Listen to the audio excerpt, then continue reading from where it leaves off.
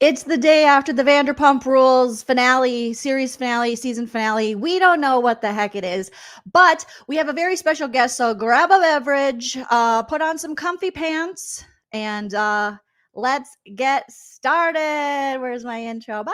If you like what you see, come and get it with me. I know you deserve all you want, 'cause your heart's made of gold. But don't wait till you're old. If you want it, I get you some. Hello, everyone, and welcome back to my channel. Okay, my husband just made me a drink. Blueberry limeade. Oh my God, he's like, try it. And he made me tortillas before he started. He is just carb loading me for this episode, you guys. But welcome back to my channel. Stand-up comedian and pop culture vulture Joleen Lunzer here to talk again, you guys, about Vanderpump Rules, the finale from last night. We did an emergency live last night so that I could get all of my stuff out so that I wasn't just a blubbering idiot today, because we have a very special guest. So I want you guys to get, I mean, you're obviously excited because people have been like, I can't wait till you collab with Christina. But what I've done, you guys, is I have tagged her in the title of this video and also pinned a link to her channel. And you'll see my dogs coming in and out. They just do what they want.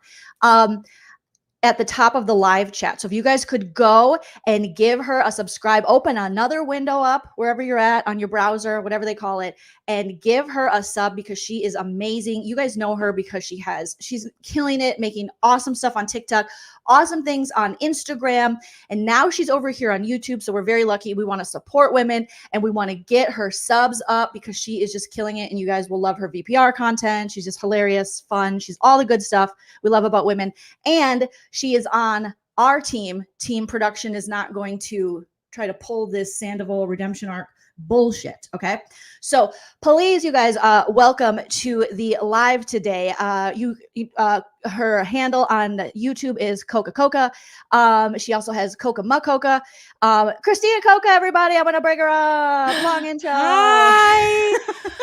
I'm here at the Sir Alley. On the scene for us. I feel we have boots on the ground with your journalism background. Boots on the ground, Christina. I'm not so really excited. in the Sir Alley, everybody. I'm not really in Steven says, not the Sir Alley. Yes, the Sir Alley. So I'll be popping up comments throughout the live. So feel free to put your thoughts, hopes, opinions, dreams for Christina and I. As always, you can leave a super chat if you want. Super thanks after the video post. Hit me up on the Venmo, PayPal, Cash App. Join the YouTube membership. All that stuff. Christina, how are you? I'm not well. I'm tired.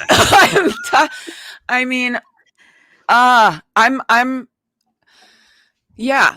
Well, what you said in your intro about like having an emergency live, I live stream the show. I have like watch parties on TikTok. So thank God, it's like in the comments and me obviously yelling, it's like to have a place to like collectively get that all out. And I was live streaming all night until like probably like 5 a.m. But at some point I watched a movie, and we watched a movie on the live stream. I popped in and you were watching Never Been Kissed. Yeah. So great.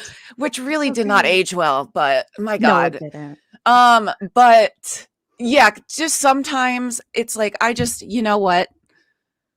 I've been talking about this for however many hours. Let's watch this, and then I'm going to pass out. So I'm tired, but the like, I need to talk about this right now. Like, I do that every week. And then it takes me, I have to like, so by the time I finally feel like I can be coherent, I have to have seen the episode like 4 times. So I'm going to do my best with you today. I understand that, because I feel like my husband's like, which watch are you on now? And I'm like, the third. And I started to watch. Are you too? Okay. I started to watch the Peacock version because we know that you get all this extra. And I want to bring the first topic up for discussion. So we'll kind of jump all over the place of the finale, but I didn't get to finish the Peacock version. However, I did see the scene in Chinatown when they're at the restaurant when Allie asks Ariana and Daniel, what did you like about each other? Like, what were your first impressions of each other? And it was such a great scene, and I'm like, why didn't they include that in What the did they say? episode? Because I skipped the first, like, I just started at the party Oh, for yeah. the Peacock Mhm. version because I don't know, I wasn't in the mood. But what did No, I but don't I'm blame gonna you. go back and do it. Mhm. But Well, what were there? it was fantastic because it was, instead of just going to, you know how they went to in the episode on Bravo, they went to James, and James was just Yeah. like, "Hey, what do you think of Sandoval?" And then he's like, "I don't really know him." Allie, in her infinite young wisdom, was just like, "Oh, how, like, what did you first like about each other?" And Daniel gave this amazing answer of when they were, I think, at the wedding, and they were talking about kids having to deal with like race issues and things, and racism in America. And when he heard Ariana speak on it so like eloquently as a white woman and taking the time to kind of be an ally, that meant something to him because growing up in New York, he looked at Lala. He goes, "The reason I had to fight is because I grew up in New York, and I had to confront racism head on." Mm. And you know, Lala's like, "Yeah, me too," because she just, you know, appropriates. She's an ally by appropriating culture. But yeah, it was so, and Ariana had this like diary moment, this confessional where she was like, "Oh, I didn't know that he felt that way." And then Oh. Ariana's was, I think, when they were speaking, he was in a group of women, and she felt like instead of being performative or trying to be the show like a Sandoval or a Brock, he was actually insight, but he wasn't like mansplaining. And I'm like, that's so, wow. Yeah. She also has talked about when they, first had gotten together, that she was like, I need to move really, really slow. And I mean, physically as well. Like, and he was Mhm. okay with that and wanted to talk to her. She was just like, he wanted to like talk to me like for a while, because just, I mean, yeah, Brock sure has a lot to say for somebody who should really shut the fuck up. Thank you. Say it again. Oh my God. So your thoughts on so my question for you, Christina, surrounding the Brock stuff. Brock came on the show, and then his past was outed, and then he was like, "Hey, gonna take a break, eat lilintines." So he left. Then he comes back, and he's so opinionated on these people's lives, and the way Katie put him in his place. What do you think, Brock? What is he, in your opinion, when you watch? What is he doing? Dude, I don't know. Because the thing is, yeah, I don't know. Next question. Nobody The, knows. the thing is, like, I don't feel like this is not going to make sense, but I don't feel like he's disingenuous. Like, I feel like he is saying, I feel like he believes that he should be saying the things he's saying. Like, Mhm. I don't think that there's like at least not a conscious, like, I'm gonna, I don't know. But he believes that he should be speaking on these things, right? Yes. Like, so, like, I just think he's just so, that's not your fucking place. Shut up. Like, on one of the after shows, I think it was last week's after show, he like went on a whole thing talking about something about her and like why it Yes, I wasn't saw that. open, and the penny of it, the penny trademark, whatever. I'm like, who, sir, how much time did you spend reading that? Number one, Yeah. like looking it up online. What do you, like, clearly you're on Reddit. Somebody else did that work for you. Ooh. But it's like, why are you talking about this, bro? What are you talking about? I feel like he really like does love Scheana. I think that it was interesting though what she had him on one of her podcast episodes recently, that I made clips of it because Sheena's so fucking delusional and is like, it's just really hurtful when like people are in confessionals or like saying things behind my back, and I'm like, bitch, but he, at one point he said, wouldn't you say it's like vice versa though? He was like, okay, but you also like have done that or do that or whatever. I Yeah. mean, he was still like justifying her, but I don't know. I went back and watched.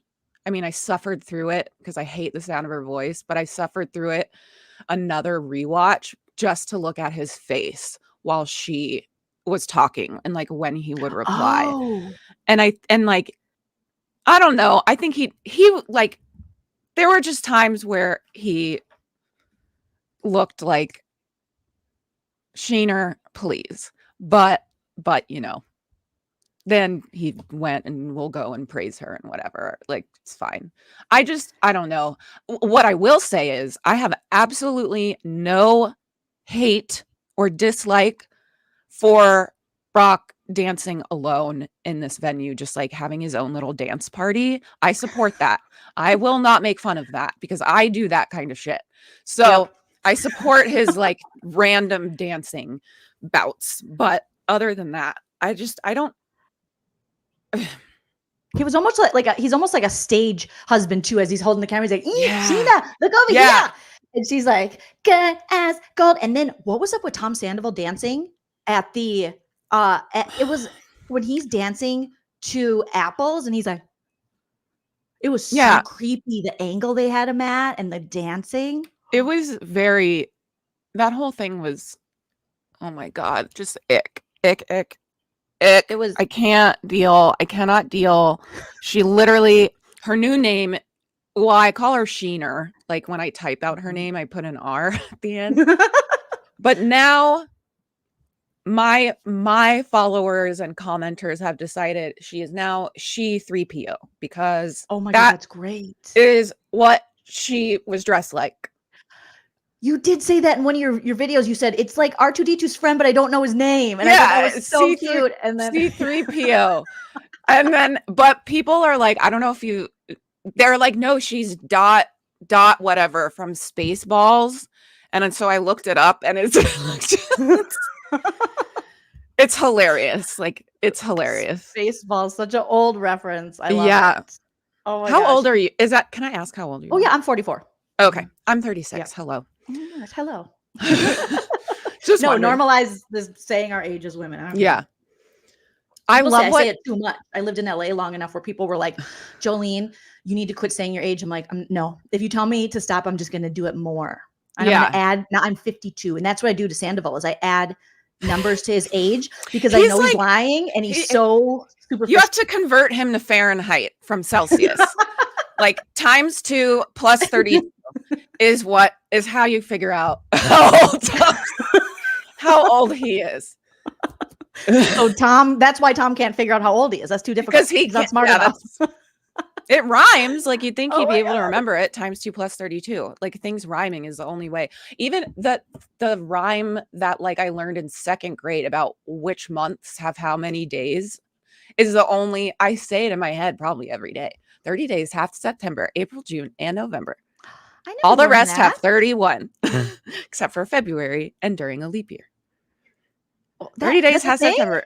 Yeah. Where did you go to school? April, like June, what and November. Part of the country? Florida, where Ariana is from. We both lived in Melbourne, which is a really small town in like central, not small town. I don't know. It's like a little city. Mm-hmm. And then I moved to Orlando and then like grew up there.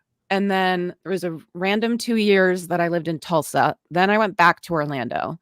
Then I was like, I have to get the fuck out of here and do something with myself. So I moved to LA and I lived there for like almost 10 years, maybe 9, and then moved to New York. And I've been here 6.5 years. We probably just missed each other in LA because I lived in LA for about 6-7 years and I moved there in 2013, 2014. Yeah, I was there. I left in January of 2018. Okay. Yeah. So we were in LA at this. I lived in WeHo. So I was right by the. I lived in Studio City, right behind Jax's Not Bar, because it's Rocco's lets him drink there is basically what that is. But I lived right over there. Did you go to Rocco's? Because I don't know if I've ever been. maybe I mean, I saw it every day. I don't know if I went there though. Maybe once. It wasn't.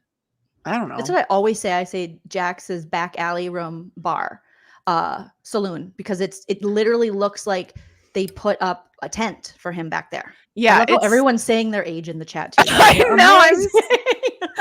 I'm seeing all the numbers. 54, 67. You guys are amazing. You're 40. Oh, 40's so nice. 40's good. I spent my 40th birthday in New York right as the pandemic was hitting. We were heading home and we're like, what is going on? Dude, that was rough. That was rough. That was rough here. Yeah. Not to bring it down, but happy or I don't know, it's probably not your birthday, Rachel, but that just always will remind me of my 40th birthday, 4628. Okay, so yeah, Studio City and Jax in this bar thing. And did you watch Watch What Happens Live? I did. I just watched it this morning because I couldn't bring myself after the finale to watch it. And okay, so I know we're jumping around a lot, but I'm having fun. Hopefully everyone else is too. What do you think about this great unfollowing that allegedly happened? Oh, I know what. Oh, you know what happened? Okay, so you guys, if you don't know, Tom Sandoval allegedly unfollowed, and him and his girlfriend unfollowed each other. Billy Lee unfollowed them, and then they refollowed, but Billy Lee didn't refollow Tom Sandoval's personal account. She refollowed the Most Extras, which why would you follow his shitty band if you're not friends anymore? But Christina, you have the inside scoop. Well, not really. I can't. They had an argument, and then they made up. That's literally like the unfollowing was just like dramatics. Like it wasn't anything, like nothing really happened. They're so old to be doing that. And then it's just like it's one of those things where as soon as I see somebody post about it, I'm like, oh fuck, I'm gonna have to see this 100 times. Like we're gonna be here for a while until people just it's just, you know, one little thing happens and then like slapped my microphone. It's just whatever. But yeah, nothing. They followed each other. They're still dating. They've refollowed or whatever. It just was like stupid because he's a dramatic idiot. He is. And she was in the audience. Yeah. I want to respond to Anna. Sure. About Andy, because when Andy had Katie and Ariana on last week, it sucked. Like his energy, he was asking questions that were like, I could have literally like farted out 100 more interesting questions than the ones he asked. And because he just like was not caught up. He looked like he didn't care. He asked at some point, oh, did you and Tom respond to Rachel's lawsuit with the same lawyer? Like, did you do it together? I'm like, what? Are you stupid?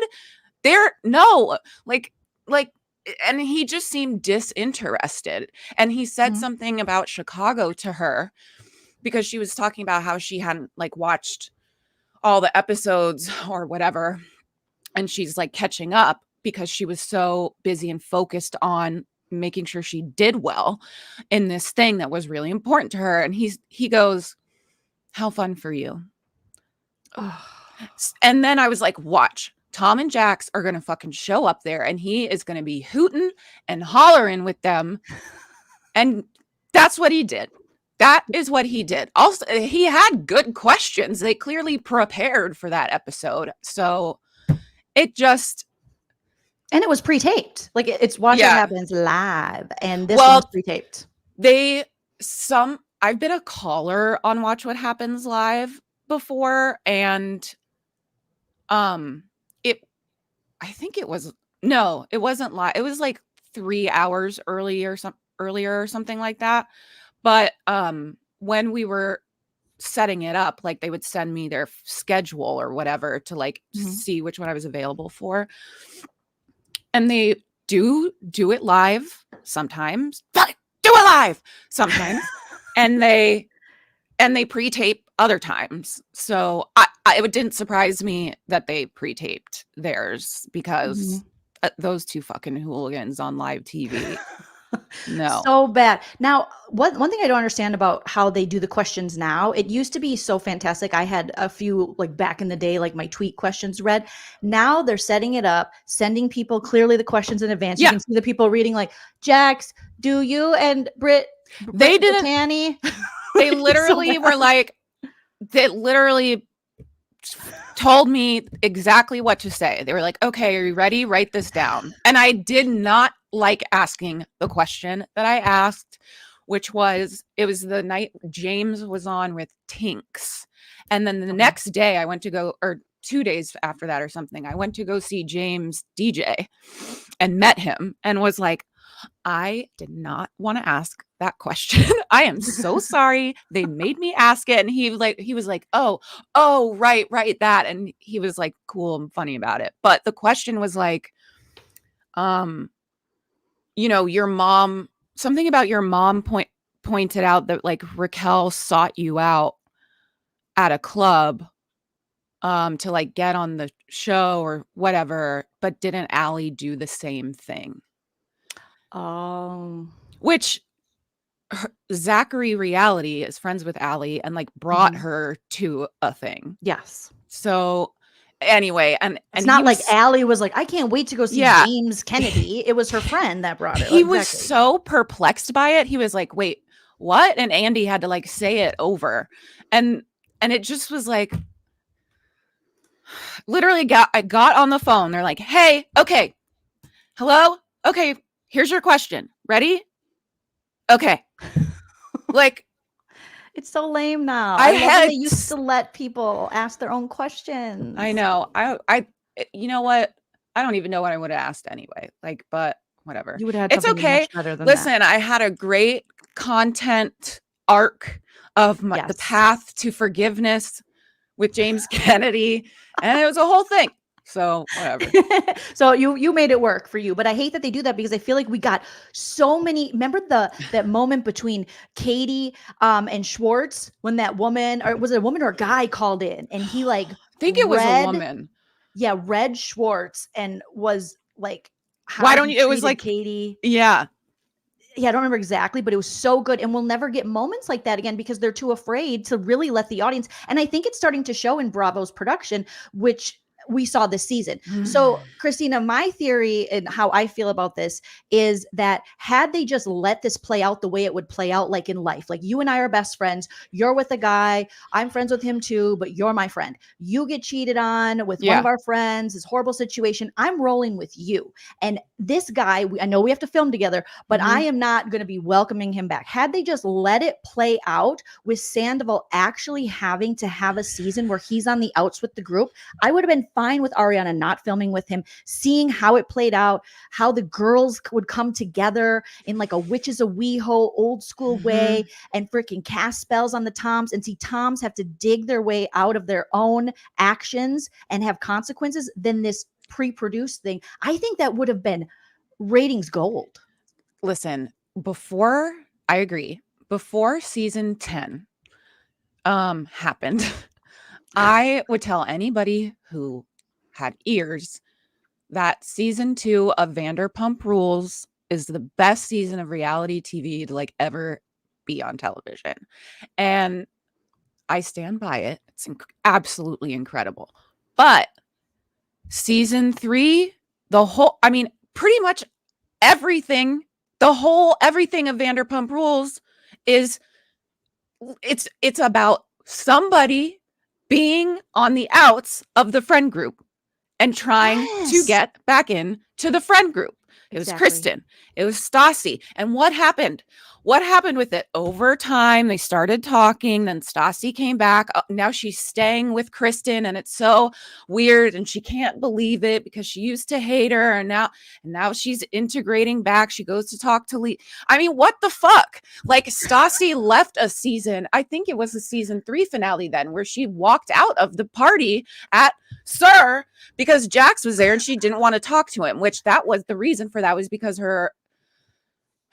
Trigger warning. I'm going to say the word Patrick. I haven't.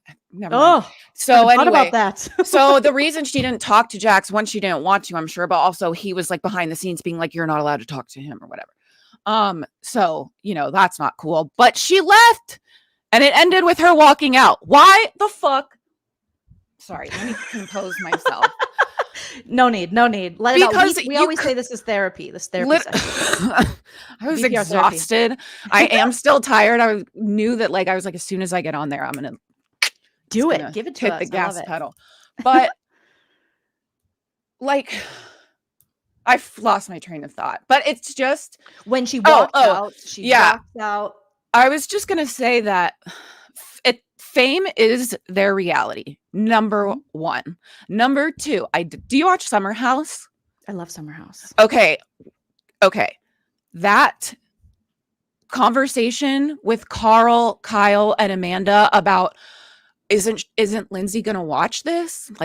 Yeah. If you're gonna watch, are you gonna? And he's like that, and they panned away and showed the camera people holding the cameras and showed them talking about Amanda would have never told her parents about Kyle cheating on her if they weren't on a show. And so Carl was only going to go be honest with Lindsay because it's being filmed and it'll be on TV. And I went to go, I was like, wow, it is so clear that there is no way anybody who works on this show is there's no cross-pollination. Basically, I was like, there's the fact that two different teams of people produce these shows is so clear to me. Yes. And I went to just look it up, the list of producers, just to make sure. No, it's different. And Alex Baskin needs to be fired. And frankly, I hate looking at him, listening to him. I can't. We are not stupid. Show us some fucking respect. We know we're watching a show. They know they're on a show. What is this trickery? Can you please redo the formula? Because we are not stupid and you're insulting me. You're insulting us and you're gaslighting us. Oh my God. Yes, I am ready to go. Yes. HC says Cocca is ready to cut a beat. But that's what I'm saying, Christina. That's why I'm so excited. I'm in the Sir Alley. That's why I'm lit up. And you should be. I think people should be upset about this because we've invested a lot of time into the show. We are the fans and they're treating us like we're stupid. And they really tried to produce this thing where and they pre-gamed and they tried to push this propaganda on us that, oh my God, wait till you see Ariana, wait till you see what she does. Oh, that she stands up for herself and she won't let people gaslight her and she has boundaries. Oh my God, what a bitch. And I think as women, it triggers us because we've all been there. We've all had this happen to us on some level, whether it's in a relationship or it's at work or something. So we're like, no, not today, Alex Baskin Robbins. We call him Alex or Baskin Robbins over here. Because if you watch their podcasts too, he's as infuriating as that stupid podcast. I watch it just because I need to. Yep, me too. But I can't, he triggers me in a serious way. Just something about him takes me back to working in corporate media, and I can't I cannot deal. I can see that 100%. Many Adventures of Ashley says, I feel like the redemption arc was a slap in the face for the audience, and as a viewer, it made me mad. Yeah. There was one point where I thought, okay, maybe it's actually not even a redemption arc because he's making himself look a fool. So maybe they're actually just letting us see how dumb he is. Because I was like, there's just no way. It's so unbelievable that I just was like, there's no way. And I don't stand by what am I trying to say? I'm sure they were trying to redeem him or whatever because they want him on the show for TV, but I don't think that they showed anything redeeming. No. There's literally, they tried, I guess. I don't know. He even brought his mom, Christina. When you have to pull the parents in, you know that it's struggling. And even his mom, people thought his mom was yay, good. No, what I saw in his mom was terror, knowing she's never getting her retirement back. The $250,000 she worked so hard for as a she's firefighter. She's a retired firefighter. She's a public servant. What happened here? What happened? What happened with this fucking hooligan? Jeez. I blame his dad because we always go, oh, he must have mommy issues. I go, no, we're done blaming Dude, women. It must be his dad. He looks exactly like his dad. It is so weird. He was on the show at some point. He brought him on. They literally look the I same. remember that. Yeah. Yeah. I totally remember that. Yeah, the redemption arc didn't work. They were handing it to him on a silver platter, and he literally was like, I choose hell. I choose to still be an egomaniacal, narcissistic piece of shit rather than actually showing any kind of true contrition. He cannot. Now, I want to get your opinion too on what do you think about Lisa Vanderpump's involvement in, oh God, you gotta have to be friends with Tom or he'll hurt himself. What's the goal here? Is it just internalized misogyny? Is it just vested interest with Tom? What do you think she's doing? Well, internalized misogyny for sure. Like Lisa, I think, yeah, Sir is where you take your mistress. Villa Blanca is where you take your wife. And Sir is where you take your mistress. And Pump is where you take your boyfriend. Your like gay boyfriend. So as opposed to your boyfriend. Yeah, like you don't take your boyfriend, your DM right. boyfriend. Internalized, I think. But out of the horse's mouth. And also like, and then this young beauty queen, no, she's not, she's never won a pageant, comes along and it's too much to resist. Excuse me? What? She is not some fucking like witchy temptress that cast a spell on this man. Like, hello, wake up. I call her Bojangles now because what? I love that, but I have to know why. Because that reaction. Because on last season, Bojangles Lisa, on last season's reunion. On last season's reunion, she had so much jewelry on and was dressed like a gladiator that she made jingle jangle noises every time she moved. So I just said Bojangles. That's what I call her now. Christina, all I can think of too is have you ever heard the song Mr. Bojangles? It's about like an old drunk, like the nitty gritty dirt band. My parents used to play it. Honestly, no, I just know it as like a fast food chain, but like the word is jingle jangly, so I put Bo in front of it. I love that, but it's literally a song my parents would play as a kid. I would cry to because about this drunk guy that keeps getting locked up and his dog dies. And no, that's awful. Now, I know it's horrible, but now I feel like I can finally laugh at Bojangles and the juxtaposition of my childhood with the Bojangles to now you calling Lisa Vanderpump Bojangles is what she literally could not move a muscle without it jingling. Like, and so too much jingle. Anyway, yeah, fuck her. I think they're so, because of the way, listen, can we get these people a couch? We know that they were on stools at the beginning of this because they worked at a bar, but they're the only cast that has to sit on these fucking bar stools. It's mean. Summer House does though, don't they? No, they have couches. They have couches. Well, I stand corrected. You're right. They have couches now.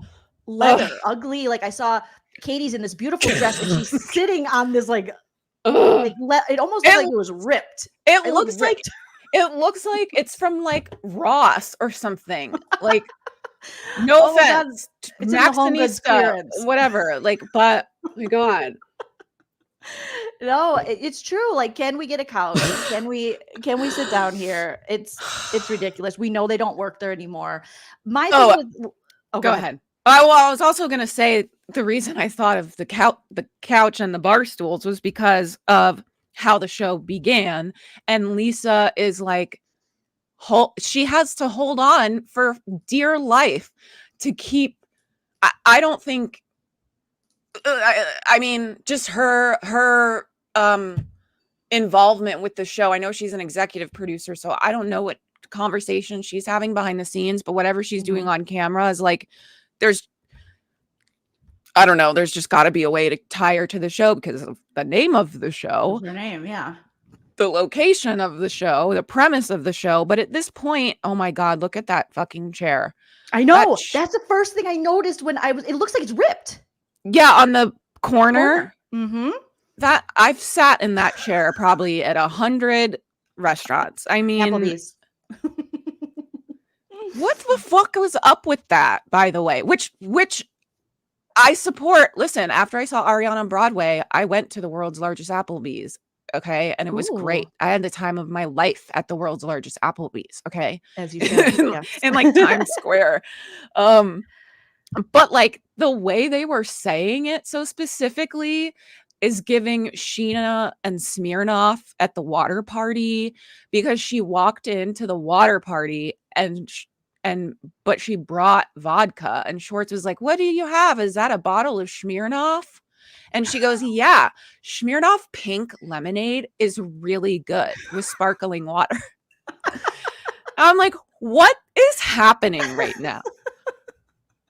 It is like a walking advertisement. And Ariana, people can say Tom Sandoval, and we'll get to this, calling her lazy and all this shit. He can suck it. But Ariana still understood the assignment, despite her employers going against what she was comfortable with, her boundaries and all that. She still was like, I'm going to Applebee's, because she knows that that's a sponsor of this show. So she still brought it home, and she understood the assignment, and she did the work, because that's what women do. But let's talk about that. Okay.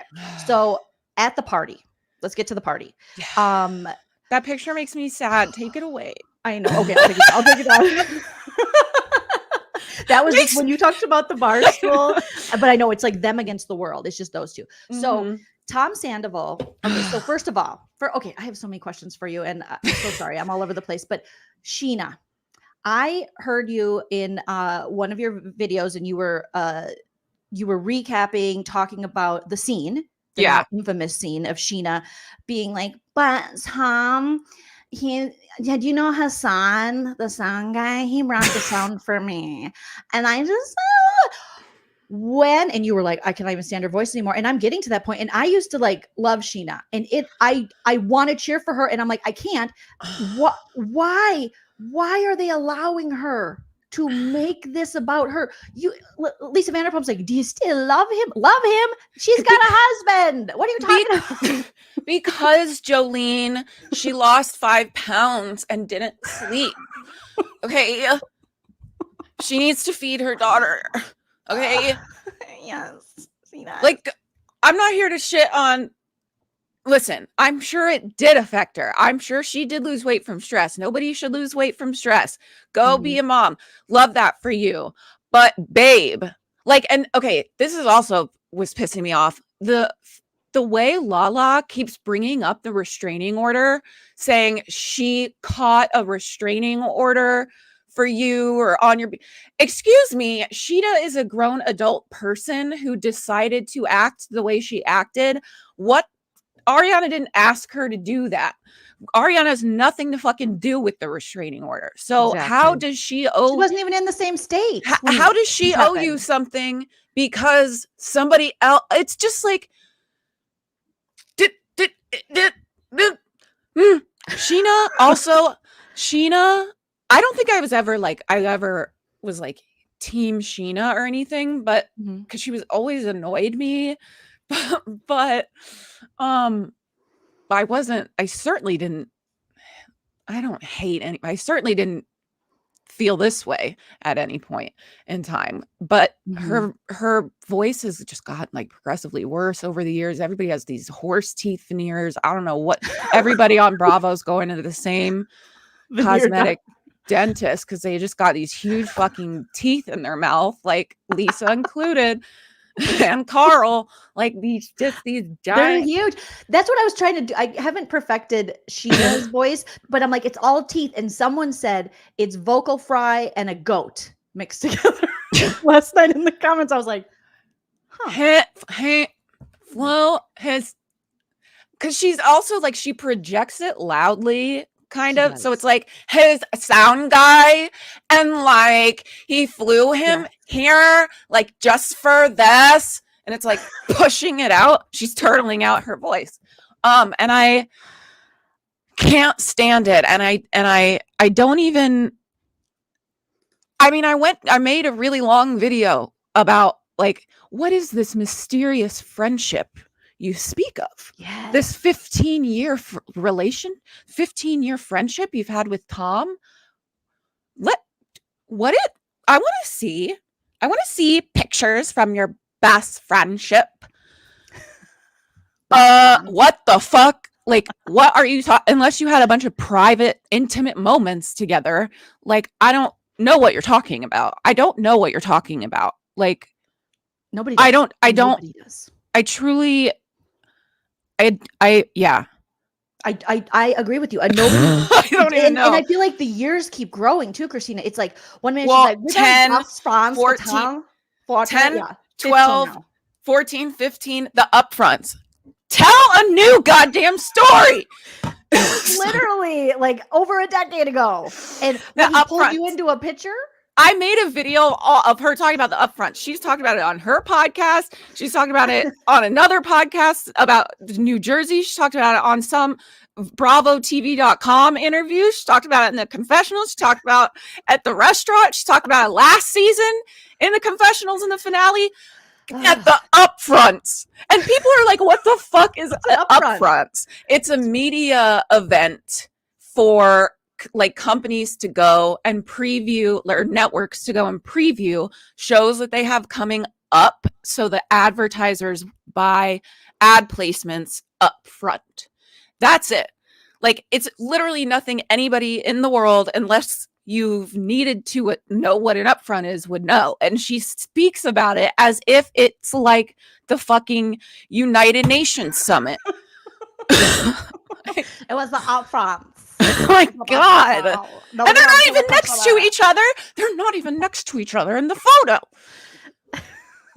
I think it's revisionist history. I don't even think he did. It was probably Ariana that was like, get over here, even though I'm not in main cast yet. You get over here, baby girl. You get over here. Also, okay, he pulled you in.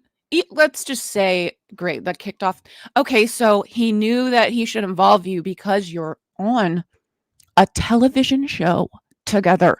He doesn't care about you.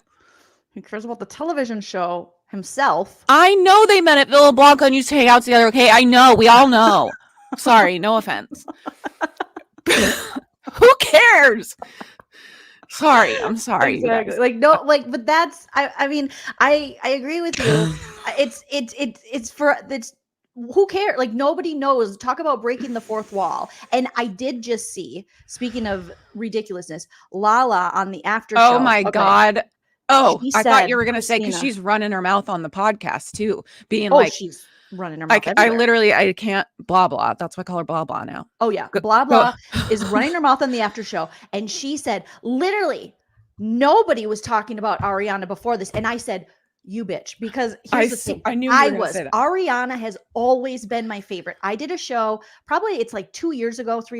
So Up and Adam and Zach Peter did a show together, a live show, and I did stand up to like open the show and kind of help them host. And all the Vanderpump people were there. Scheana, Ariana, the Toms, and this is well before 3 years ago, probably now. It was like right before Scandal. So technically, when we did it in April, I think he then was getting ready to be with Rachel. You know what I mean? Because then it happened like that summer.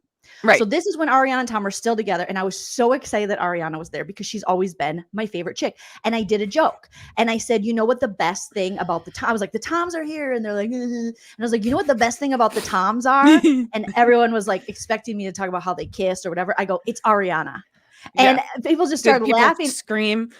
Yeah, and they liked it, and they were like, yes. And I was like, that is the feminist killjoy we need on this fucking show, to put like Jax Taylor in his place, and fucking, I'm so sick of this. And I was talking about this years ago, and I think so many of us were. So for Lala to think that Ariana didn't have fans before this woman is so, she's sick at this point. It's really disgusting. It really disgusts me. And I really used to like Lala because she, you know, was whatever she was. I felt like she at least owned it, but I just can't believe that this is where we're at with her. And she also, I mean, the thing she is saying, I also made a really big video. I think the name of it, because I made them 3 different videos and then I put them all together for like one big long one. And it's called Proof That Lala is Not Living in Reality. Because it's like the fans are the ones rewriting history. Excuse me. 2, she said, Ariana has never brought anything to this show. Ma'am, she literally like laid her life bare for this show, season after season, the most vulnerable things, any way more personal and intimate struggles that anybody else has shared on this show, period. And she came out as bisexual because Tom outed her on camera with Lala because of something she did with Lala. Like, so then she came out at like Pride or whatever that year and owned it, and that's great. But like, for you to say that, and then for you to say that, knowing it's just, I don't, does she believe that? Like, she has to believe that that's true. And that's what is so psychotic to me. Like, you're not that dumb. Come on. I think Lala is like the definition of believing your own hype. Once you believe your own hype, it's over. I think she's done that now. The thing with Ariana is you're not going to catch Ariana doing that. And then Lala pumps Scheana up, and then Scheana starts, yeah, I do deserve that. And Lala to me is just coming off bitter. She's coming off opportunistic. She's coming off as she'll do anything for a paycheck, and she's terrified of that going away. And she's coming off as she didn't get the reaction from Randall in the breakup that she wanted. And so now everyone's going to pay for it. And it's, I don't know how anyone can look at this and not see jealousy. This isn't just a paycheck. This is clear jealousy at the end of the finale when she is going off. She's had every opportunity and all these things. And it's just, it's very She thinks she's Beyonce. First of all, Stassi Schroeder said they were talking about like Destiny's Child, and she's Beyonce of the group or whatever. She's like, if you're not the Beyonce of your own life, then like, what are you doing? Like, you should be like, and that's Lala's number hero. one. First of all, hero. And Stassi said that. So if Stassi says it's okay. Also, Ariana does not act. Okay, I have never seen a woman who is more composed in interviews, who redirects the conversation every time she is asked about the affair or Tom or whatever. She will pivot the conversation because she never calls him by his name. She says my ex. She doesn't talk about them, and she doesn't like I mean, I don't know what else this woman needs to do. It's really insane. Like, and that is why this okay. Remember when Sandoval did Hootie Mandel? Howie Mandel. Hootie Mandel. Do you call him Hootie Mandel? Yeah. Is that what you call him? I am obsessed with your nicknames. Bojangles, Hootie Mandel, She 3PO. Have you ever posted this list of all the names? This makes it so much more palatable. So what is it? Hootie Moonville? Hootie Moondle. Okay. Oh, I remember because I did a 2-part, 3-hour each, I think, recap of it. So, I remember. So that is when I realized for the first time, and that where I could recognize the feeling of now, okay, you're trying to gaslight the audience now. Yes. And you're trying to say things as if we didn't witness it with our own eyes. And ever since then, that's all clearly that's all he's continued to do. But to see the network do it, to literally give us this show, and the audience is like, are we all crazy? Did we all, what, like, you like, oh, her little rage montage of the 3 times she ever yelled, like that were also like triggered by Tom screaming at her.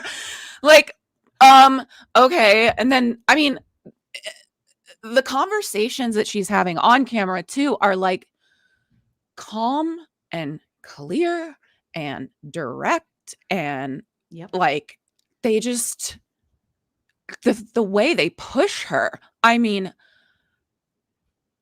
I want to see Ariana on my TV doing something every day, right? But I think, as I'm sure you do and many people, feel like she's their friend, because, and you know, parasocial relationships can get complicated and weird, but the reason this has been so moving for a lot of people and the reactions are so strong is because you see yourself in her, is because you see your friend in her, is because there's something that relates. And so, despite my enjoyment of her on my TV screen, because we all are like, girl, these are not your friends. Like, I hope I don't, like, they're not good for her. I want them out of her life. Leave. Yes. Like, what does Candy say? That's my mama. That's my mama. You can tell me till you're blue in the face, but that's my mama. Like, whatever she said on Watch What Happens Live. Like, that's how her fans feel. And it's just, one, I'm glad that she has that. I'm glad that we have it. I'm glad that I have it. I'm glad that there's like a community of people who are like, what is happening? And I don't gaslight me. Like, I also feel like that's what happened with Bethany when she had Rachel Raquel Bambi on her podcast. That's what I call her, Rachel Raquel Bambi. It's all one. I love it. I just call her Rachel Raquel, but I love the Bambi. Rachel Raquel Bambi. So, and people are like, don't insult Bambi like that. Like last night, they're like, don't bring C-3PO into this. He was loyal. She already lost her mother. How could you do this to Bambi? I literally, I'm like, I'm sorry. But I was like, now, Bethany, you're gonna not. I mean, it wasn't even the interview. It was. It was, but it was just that all of Bethany not shutting the fuck up about it for however many weeks, where she's like yelling at us, telling us we're stupid and wrong and whatever. I made a bunch of videos about her too. Blocked by Bethany hashtag. Oh, good. Congratulations. Yeah, she blocked me. Which I can't fucking deal with her anymore. But it was like Hootie Moondle is trying to gaslight me. Tommy Scumdevil is trying to gaslight me. Bravo is trying to gaslight me. Alex Baskin Robbins is trying to gaslight me. My TV is trying to gaslight me. What? Brokeback Brock is trying to gaslight. Broke. People call him broke. Oh my God. I just call him Brokeback Brock because when he talked about that orgy, he's like, I did an orgy. And then he talks about, they're like, oh, there were 2 guys. And he's like, and I could just imagine him going, yes, but it wasn't gay because he was. I think that, honestly, I think what he means is that he was having sex with someone in the same room that someone else was having sex with someone at the same time. Like, I think they were just in each other, into the presence of people having sex, while but not in each other. Yeah, I don't know. Whatever, do whatever you want. Get your rocks off. Get your rocks off. But it was so funny when he was like, oh yeah, and I'm like, oh okay.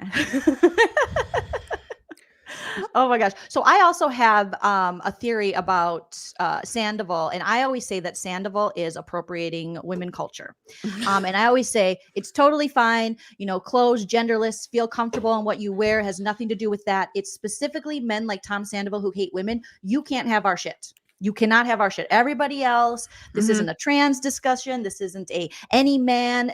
Anyone can wear anything, but not Tom Sandoval. Because when you are a misogynist so blatantly, you cannot wear our pearls. You cannot wear our double-breasted suits. You cannot do that, sir. Or you purses, give them back. You can't wear our Zara suits. With his purses. Oh, it's just everything he does is performative. Everything he does is like in his Sia performance. Like he's in full broke. Like, it's a show. It is his I mean, and that's who said it to him. Nick Vile said it to him. He said, I believe that you believe the things you're saying. I remember that. And I agree with that. I not always. I do. You can see in his eyes when he's being calculated. I just can tell. But he the way that man flips, the way that switch flips when he's like, oh, I just wanted to apologize to Ariana. Oh, she won't let me. Well, fuck her and all you motherfuckers and fuck this. Now, I thought you wanted to, like, what? Peace. What is? I'm scared of him. He scares me, dude. And that's what Lala said. You are a scary person. And what she said during the season 10 reunion, 100% tracks. And now she's going complete opposite of that. But I agree with you because we see that in the finale, just what you described is him being like, him running up, accosting Ariana, her going, no, walking over to, Jeremiah was a bullfrog, the other guy, just like, not today. And I'm not doing this. And he's like, what? Whoa, well, me? I was just wanting to. It's like, sir, you came running up on her on purpose without her consent, as you do with many women. You have a problem with that. You need to get help for that. And then the minute he went to Billy Lee, got her one moment on the episode, and he was like, geez, she's a lazy. And I'm like, what? Sit on your fucking ass and collect a paycheck doing fucking nothing. Also, the fact that he was so quick to say, if you don't want to film with your ex, don't be on a show, versus if you don't want to talk to me, or if you don't anything but film, I don't know. I mean, maybe he did say that in addition to something else, but speaking of consent, like, hearing her talk about uninformed consent last night, when she said that, I was like, my reaction was like, ooh, like I like have chills, like it could, because it just was so.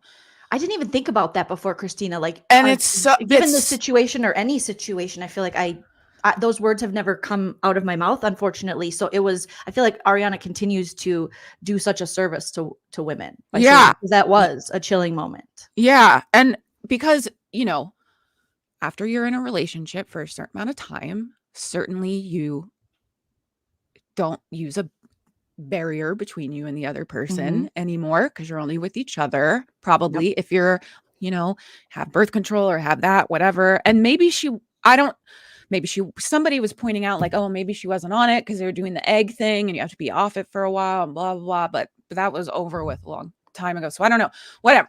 But I didn't even realize that. And then, it brings it all back to she kept her t-shirt on comment, because oh God, I hated that. Yeah, she kept her t-shirt on. It was really fucking hot because Ariana's like, yeah, who else he had sex with? Me. And so, I mean, at that point, her saying that to producer Jerry, you can't say anything back to that after someone is like, they put me at risk by doing this. My life. Like, I just was like, oh, I don't know. I just was taken aback by it in a good way. Yes. Not in a good, you know what I mean? I totally know what you mean. And I don't know how Ariana is so able to, under these kind of circumstances and under these like heightened situations where she's would clearly be stressed and these people are just coming at her, how she always is able to articulate things so well. And she has to, what a job. Ariana should get a raise. The fact that she has to educate her co-star, she has to educate production, she has to educate everybody around her at this point, because people are just willfully ignorant to these things and they don't give a shit. It just seems like they don't give a shit. Now we're going into the reunion where we're going to talk about Tom Sandoval's mental health and some gun situation with Kyle Chan, which he's been weaponizing, as he did Rachel Raquel's mental health, as he does Ariana's mental health. And now what they're going to do to the audience, because Lala and them have already, been saying, oh, this audience is toxic, this, that, and the other thing. And now I can see it happening already. Anyone who has a criticism of Tom Sandoval, he's going to die. He will die, and it'll be at your hands. And you're like, oh my God. Here's the thing. No, no one, is in any place to say you are lying about that, if that's something that you're saying. So that is not what I am here to say. I don't know. That's between him and whatever.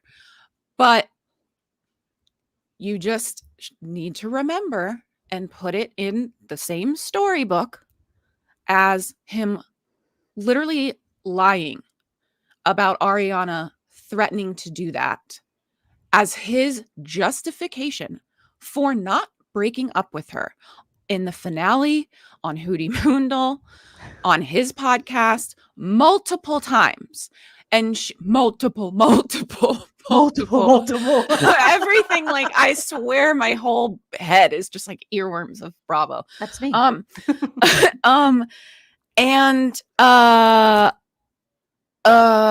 fuck, I fucking lost my train of thought. Whatever. Oh, but he's been weaponizing these things too. I think you're saying to make excuses for his behavior. And that's what I was gonna say, is that she, in her own words, was like, I never said that. What I said was, this version of my life will be over and I will start like a whole new, like, obviously this is before, she realized that she was gonna have career changing things as a part of it. But she was like, if we break up, like, I'm moving and I'm not going to live here and I'm not going to talk to you and I'm not going to do this. Like, so to also, you know what?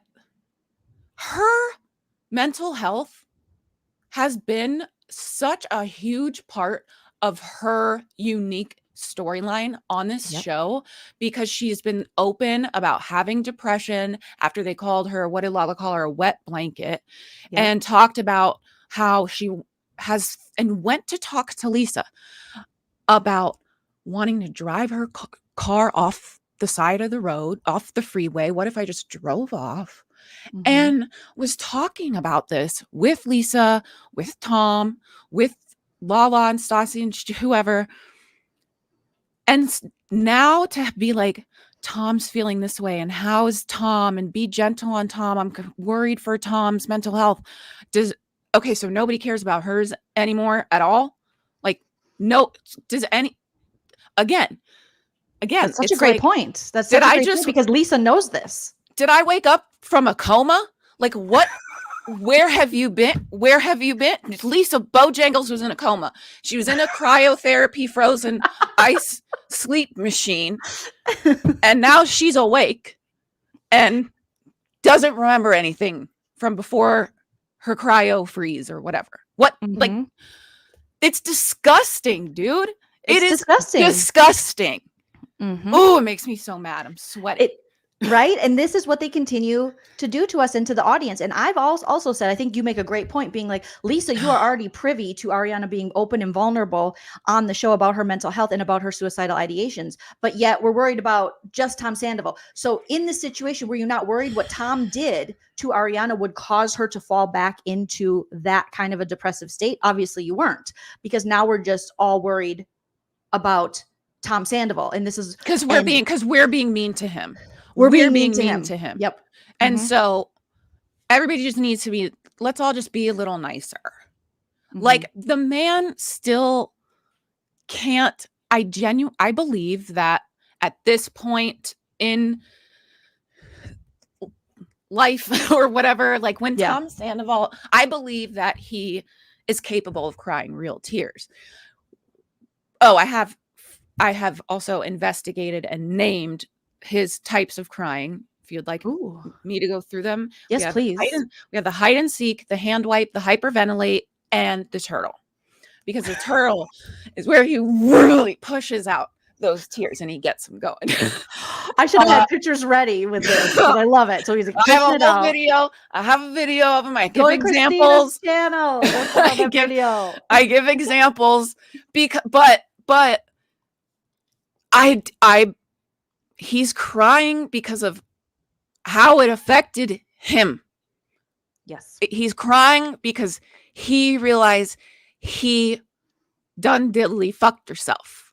That's why he's crying. He's not crying because, and to come back and hear him moan and groan so much about missing Rachel and loving Rachel. Are you literally not sad at all? You don't even want to pretend that you don't even want to act like you gave a shit about this relationship it's like, I really don't understand anything. No. Why is this happening? It just proves that he has been wanting to villainize Ariana. Last night on Watch What Happens Live, when he's like, people think it's like this big deceptive thing. Cause a lot of people have theories, where Tom and Tom were trying to basically push Katie and Ariana off the show. And it kind of looks like it with the Joe and the Rachel of it all and things. And with Tom acting like this. Sorry, I'm just laughing because Joe, just let's move on. Oh God. We'll have to do a separate one with Joe because she's her own. We'll talk a little bit. I know we're at the hour mark, so can I keep you for a couple more minutes? Yeah. Let's, okay. I don't have, let's go until okay. You can't go no more. I just want to make sure I want to respect your time. So yeah, with Tom doing this and having seemingly like no sadness for what he did to Ariana, but wanting us, I did a little short about this, like he wanted to make mistress pity a thing. Like we're supposed to feel bad for you because your mistress doesn't want to be with you. You're right. It's like the world doesn't make sense. It's the upside down, but not enough people are getting eaten by the upside down creature. It's a mess. After the Bethany podcast came out and James went to Sandoval's like band practice and like just ate him the fuck up. Oh my God, that was so beautiful. But Tom literally is saying like, yeah, she was selfish when she did that. She was selfish when she went to the facility. She was selfish when she wanted you to stop drinking and she was being selfish during that. I'm like, do you know what you're saying? Like you and in that moment, like you can really see James's growth as well, because he didn't like he didn't get all worked up. He just was like, okay, Tom, you're a liar though. Like, and you're, and then go push buttons on your laptop and then, just walked out with his dog, just like, okay, Tom, bye. Like, Ariana, Katie, and James, and Allie, but she's like not are the only people with any damn sense. And thank God that somebody, can you imagine if Ariana didn't have either one of them? Like if there wasn't some other human with like who's living in actual reality on the reality show that's not showing us the reality of their reality. I cannot imagine that. And the fact that we have, speaking of that, Lala trying to flip someone who's seeing it like reality, being Katie. We could tell in this finale that Lala was definitely trying to get Katie to talk shit. And my thing is, even if Katie has said stuff behind Ariana's back, the fact of the matter is Katie is a good enough friend to be like, I'm not going to do that to you on camera. You're getting enough coming at you. And maybe she has, vented. Who doesn't vent about a friend here? And maybe she has vented a little bit. But the fact that Lala is so vicious that she wants to not only break trust with Katie, but just to out Ariana to make her look bad so that so it's like a bullying situation. So everybody's talking about Ariana. And I love that Katie didn't break. She's like, no, Daniel is, he's great. Everything's great. I loved that Ariana. too. This guy sounds like a fucking square. She said that about somebody else one time. There was a clip. She know what a square is? Dude, I don't think so. Cause she's used it before and said it the exact same way. I think it was about Stassi's Patrick. She was like, this guy sounds like a fucking square. And I'm like, okay, but the reason he sounds like a square is because he said he's gonna like not fight or whatever. Like this doesn't make the opposite of square sense. Like, it doesn't make sense. But she was like, turning up her little dial, and Katie's just like, I think he's really kind and nice. I love Katie so much. Like, This is literally Katie's season. it's amazing. I mean, it's so like when Brock came out shouting about Max or whatever. And then I checked it again, and I was like, "Oh, he's still there." So then I was like, "Oh," and then I looked again. I made a video about that too, because let me tell you why Scheana gives a fuck what Max is doing. Let me tell you why. I'm gonna tell you why. Because because she spent a whole season crying about that man.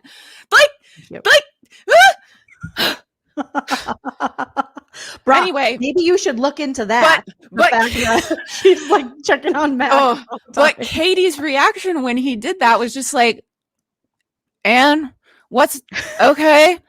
What's it to what are you trying to do right now? What's it to you?" Like, she ain't standing up and yelling. She's not Tequila Katie is not coming out tonight. You're not bringing her out. The dark passenger is not coming out for you. Like, just because you want it to, you know? Do you think her and Ariana both educated themselves about gray rocking, able to deal with these toxic people? Well, yeah. And I also think Katie understands because she was with the other Tom and she knows. I think Katie, in a lot of ways, was behaving the way she was because it was like reactive abuse, is what I think. Like, oh, I could see that. Like, where in private, Schwartz, whatever, would say whatever, but would never in front of people, take her side or stand up for. He literally never did. I know everybody's asking me to do a Schwartz all the time. Schwartz like didn't stand up for her or whatever. Kate, I mean, I basically have made that. I just need to add I just need to update it with like that clip and just then let the rest of the psychotic behavior play. Thank you guys for the super chats and stuff, and I'll highlight them more toward the end, but I am seeing them as they come along because there's a lot of you in here. Make sure you smash that like, you guys, and make sure you subscribe to Christina. But yes, Kate's asking Christina, we need a reel of Lala and Scheana telling us that the finale will make us realize why they are so upset at Ariana than looking like clowns. And that's one of Christina's like talents, is just and that makes all of us feel seen when you do these things, Christina, when you put all this time in. Just I hope you know that it's not in vain, and so many people appreciate what you're doing, not to get like all sappy, but it's great. Like, it's fantastic. And I know like as a woman, as a watcher, I know how much work that takes for someone to do that, and I appreciate it because they are trying to gaslight us and they are trying to tell us what we're seeing right in front of us isn't happening. So when you put those beautiful videos together, I'm like, fuck yeah. Like, Thank you. Thank you. I appreciate that. And also what is so crazy about those is that it's literally just video of them talking.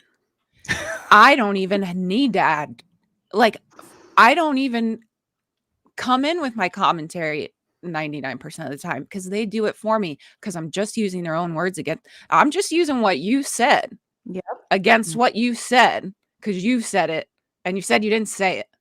So here we go. I am the receipt.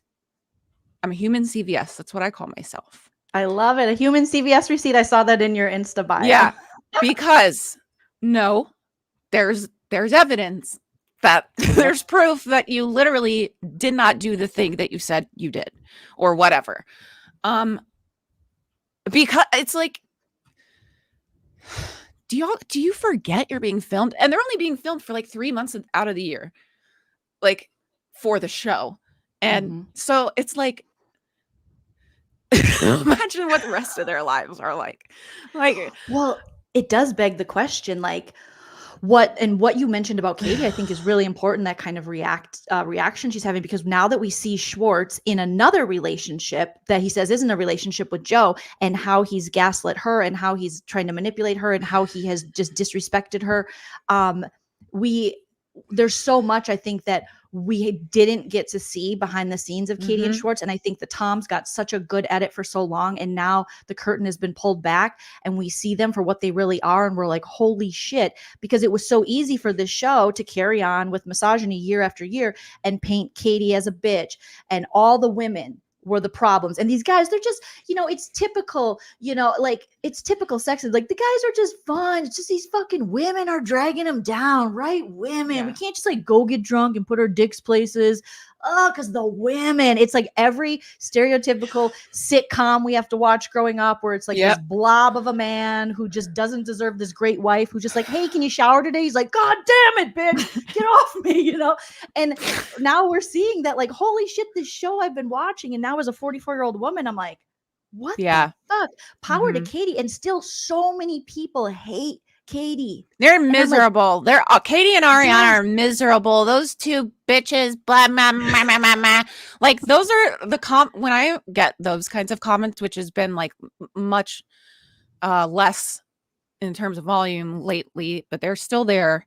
And I just reply saying like yikes or LOL or okay or cool opinion. Like I'm not gonna have this argument with you right now. But they get ratioed so hard. Like 2 people like their comment, and then me saying like "yikes" is like 500 likes or something. Because you're just like, okay, oh, hey Sharon, like, all right, or always name Sharon or Susan or hot something. take, Sharon. Like cool observation. Or I reply saying like, oh, where they're like, that their relationship started with him cheating on Kristen, right? And you get on how you lose them, and that's what she should have known. Did anybody remember? Did you know that? And I'm like, I'll be like, oh my god, I had no idea. Thank you so much for telling me that. And they're like, yeah, if you go back and watch it, you'll see. I'm like, oh my god, I have never heard this before. Thank you so much for bringing this to my attention. Email me like a synopsis of that to like I don't give a fuck off at gmail.com. Thank you so much. Thank you so much. Oh my god, no one's ever. Who's Kristen? Really? Really? They did? I forgot about that. You're so right, Linda. Listen, Linda. I feel my face like turning red. Oh my god. I love it. But it is. I would say probably every video there's at least one comment talking about Ariana deserves this. Remember Kristen? And I love that. Now I'm just gonna go, who's Kristen? Yeah. Who? What do you mean? Hmm? What also is so fascinating is that it's not even about people being on one side or the other aren't even able to defend. It's not even like pro Tom. They're just so anti Ariana that it's not even like they're not even taking the time to be like, I mean, some people are like, I love Tom and blah, blah, blah, blah, blah. It was such a nice comment. I don't mean to interrupt, but I saw this super nice comment. So Marzia said, I saw Coco's video by chance and had a strong reaction to it. 1, how talented she is. 2, how smart to use the clips to make her point. And 3, her point is mine. Thank you. Yes, you get your flowers. Give Christina her flowers. I'm telling you, you guys, she's killing it over on TikTok and Instagram, and she's just venturing over here to YouTube. And we really know that YouTube is the best for like monetarily. I think we gotta get, because I don't know if you're monetized yet. There's a whole YouTube thing. Yes, I am, perfect. and it's like it's really where these creators feel support. I mean, I consume a lot of YouTube and never ever posted on it. And then Instagram also is not recommending my account to any new followers right now because I had the word trash in a caption about, I said, the other men on the show are trash. So let's watch a video of Bo being, this is just a Bo appreciation post. It's probably the nicest video I've ever made, the best, most positive video I've ever made. And Instagram is says I violated their hate speech rules. So my Instagram account is so will messed no up. longer be, literally my growth was like so consistent every day, and it just stopped. It just stopped.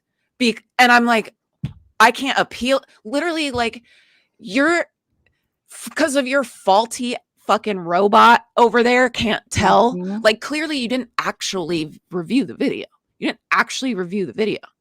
No. So anyway, TikTok, I used to monetize, but then they kept changing the creator program. Every single video I was posting, I had to appeal for violations of it not being enough. It was unoriginal. And because it had clips in it. And I can't not post clips. I can't. You're like, it's a compilation, so you're making it your own the way you put it together. Literally, and like filters. my appeal would be like, this video comprises over a decade's worth of footage, like training in video this or that, comedic timing, like I just was like listing all these things. Commentary so much. But it got to the point where it was every single video. It's not like you could submit stuff for monetization or whatever. Like on YouTube, you can turn it on or off on videos. So I was like, this just isn't. I made money like the first month, and then after that, I wasn't making a lot. I mean, you can subscribe to me on TikTok, and you can send me gifts during live streams on TikTok, but all of those paid TikTok first. But I'll still get, support from it. But and Instagram, I don't know how anybody's ever going to make money. I don't think Instagram's ever going to give anybody money. Pay people for reels, and that was great. And then they took that away for whatever reason. And now it's like, I don't know how people are making money other than just having enough followers to get sponsorship and things. See, the thing, and I was like, okay, once I decide I have the mental bandwidth to factor YouTube in, is then I've spent so much time growing my following that it'll help me get to the subscriber amount, that it'll help me grow my YouTube, because ultimately it's just like I'm building up the following. And so it's literally just not how to just like completely fucking suspend my account from being shown to new people because I've said way worse. I've said way worse than that. Than men are trash. And then look at this video of Bo being amazing. Which, by the way, the people say things that are insane on Instagram, and that not a problem. No problem. No problem. no problem with that.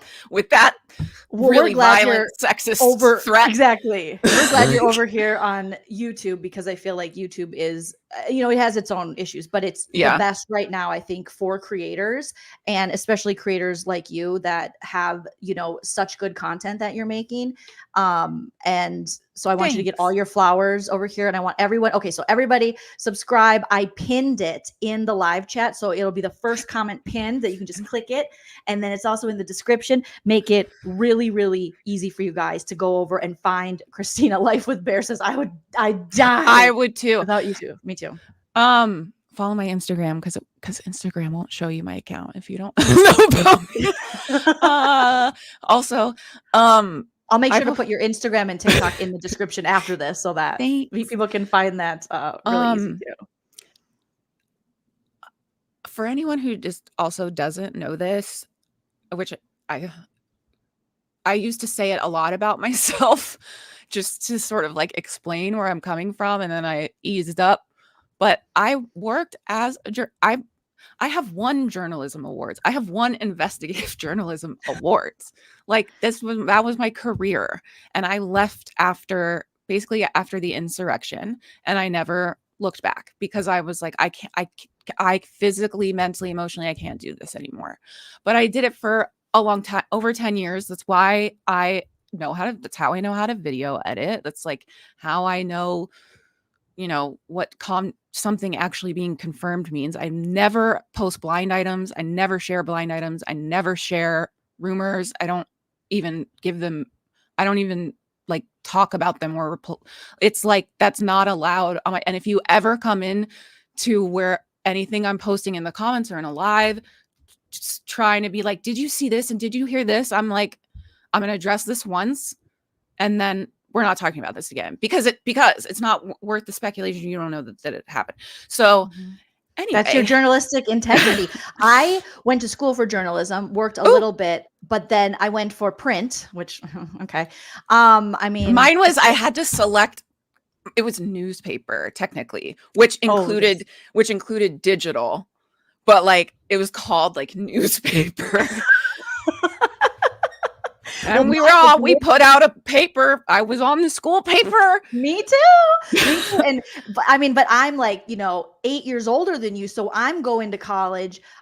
We couldn't fathom what the internet was going to be digitally today. I would have been so much more excited graduating with my journalism degree, knowing digitally where we're at. But also, it brings up new frustrations and stuff. But you can definitely tell through your work that you are a legitimate journalist. And this is something that you do. And I love that about you. Just another thing to appreciate. But it is interesting to find out that you left, when you left so when you left journalism, did you have a plan? No, and I didn't. I had been, being a journalist or in digital media during the year 2020 was very difficult for a lot of people. And a lot of people and a lot of my friends left the industry as well, because just that year and that summer, the election, COVID, George Floyd, like there was just a lot happening. And it was like really dark and awful. And so it got me to the point where I was like, one night I was like, I'm not working for the next week. Because I just like had a breakdown. And one of my friends who was also, this was like around October, it was right before the 2020 election, and was like, I want to keep supporting you, but I need you to get a therapist. Like, you have to start therapy. I will help you. Cause I'm like, I can't even, the task, the research, where do I even start? Like I can't even, that's overwhelming and I'm tapped out. And I'm like, oh, I already like know what all my trauma is. Like I don't want to explain it, and I thought that just because I knew stuff about myself, that whatever. So he forced me to get a therapist, basically. Sent me a website called mywellbeing.com, which just it asks you questions about what you're looking for out of therapy, and then like sends you, it's like a date, it's like it'll send you like 3 potential matches, and you can see their bio and have a consultation call with them. And mine, hallelujah, first one, I have spoken to her every week since October. Maybe there's one here and there we didn't talk, and it was twice a week for like the first year. Her name is Marty. I love her. Shout out to Marty. Changed my life. Everybody should be in therapy, even if you don't think, that's just my opinion, because it has changed just how I'm. It's been the best thing I ever did. But anyway, that's my sales pitch for a therapist. But anyway, it just was so much. And I was like thinking, but what would I even do? And what else am I going to what will my job be? Because I did really care about it. It was such a big part of my identity. That I felt like I lost a limb. Like I really had to work through therapy to figure out who I was without that. I'm going to start crying. And it's okay if you do, because we're here and we support you. And but thank you for sharing that. It got, not only was the subject material toxic, the expectations that are placed on you in terms of like, your time is not your own. Literally I am anything that happens in the world ever, at any time, anywhere, ever, forever, is what controls my time. That is what decides what I'm doing at any given moment. And so you're not allowed to have a life outside of it, because you're always on, you're always seeing everything all the time. And a lot of people really, that's what happens, because there's no, like, you're just that, I don't know. Anyway, so then the election, we covered the election. And then that day, on that January 6th day, we were like covering something else. And I'm just like, oh my God, like this thing is happening. Okay, actually, let's just pivot everything. And then for weeks, like then the work environment became really problematic for me. And I left, I don't know, 60 people or something over the following months left in the wake of my departure. And I didn't know what I applied for a lot of news jobs. I made it to the like final round interviews 100 times, but I never crossed the finish line. I was like, I don't know what I'm going to do. And I got one more job at a place called Art Tech House, which is like an immersive art gallery that's in 3 cities or a few cities. But that I quit after 5 months because I was like, I'm absolutely not going through this again with y'all. Y'all are insane. I'm out. And then was like, okay, I don't think I ever want to work for another company. I don't think I ever want to work for anybody. I don't think I can do this. And so I started just really focusing on, posting what I'm posting. And then Scheana happened. And I said, I'm all in, baby. I was built for this. I was made for this. And here we are. And thank you for listening. Oh my God. I hope it was interesting. It is interesting. I want to hear more. Like, I appreciate you sharing all of that because I think that is, we live in a society and a culture where work kind of it defines us. And I know with me, with the pandemic, being a stand-up comedian and living in Los Angeles, and I left Los Angeles during the pandemic, came out to Palm Springs, and everything stopped. My whole world of how I identified myself since 2009 was as a stand-up comedian. I'm a comedian. And that gave me, and when everything stopped, Christina, it was, I always say, and this is horrible, but the pandemic was such a hard, horrible time, but there was also part of it that I miss only because that comparison is the thief of joy. There was, no one could do anything. So I couldn't live in my head of, why didn't I get this? I didn't get on this show, this audition, this, nothing. But it also, my life completely switched, and I was in a new city. I ended up buying a home out here. We officially left LA. My husband, where are went back you to right school now? For nursing, Palm Springs. Oh, okay. Oh, So I have family there. Oh, well, you're welcome anytime. We're just 2.5 hours out of LA, so I can still do LA shows, but I had been producing a show at the Hollywood Improv every month. I literally felt, I understand what you're saying, where you feel defined by this thing, but it also was to a point where I needed to figure out what more I was. You know what I mean? I was working also in corporate America.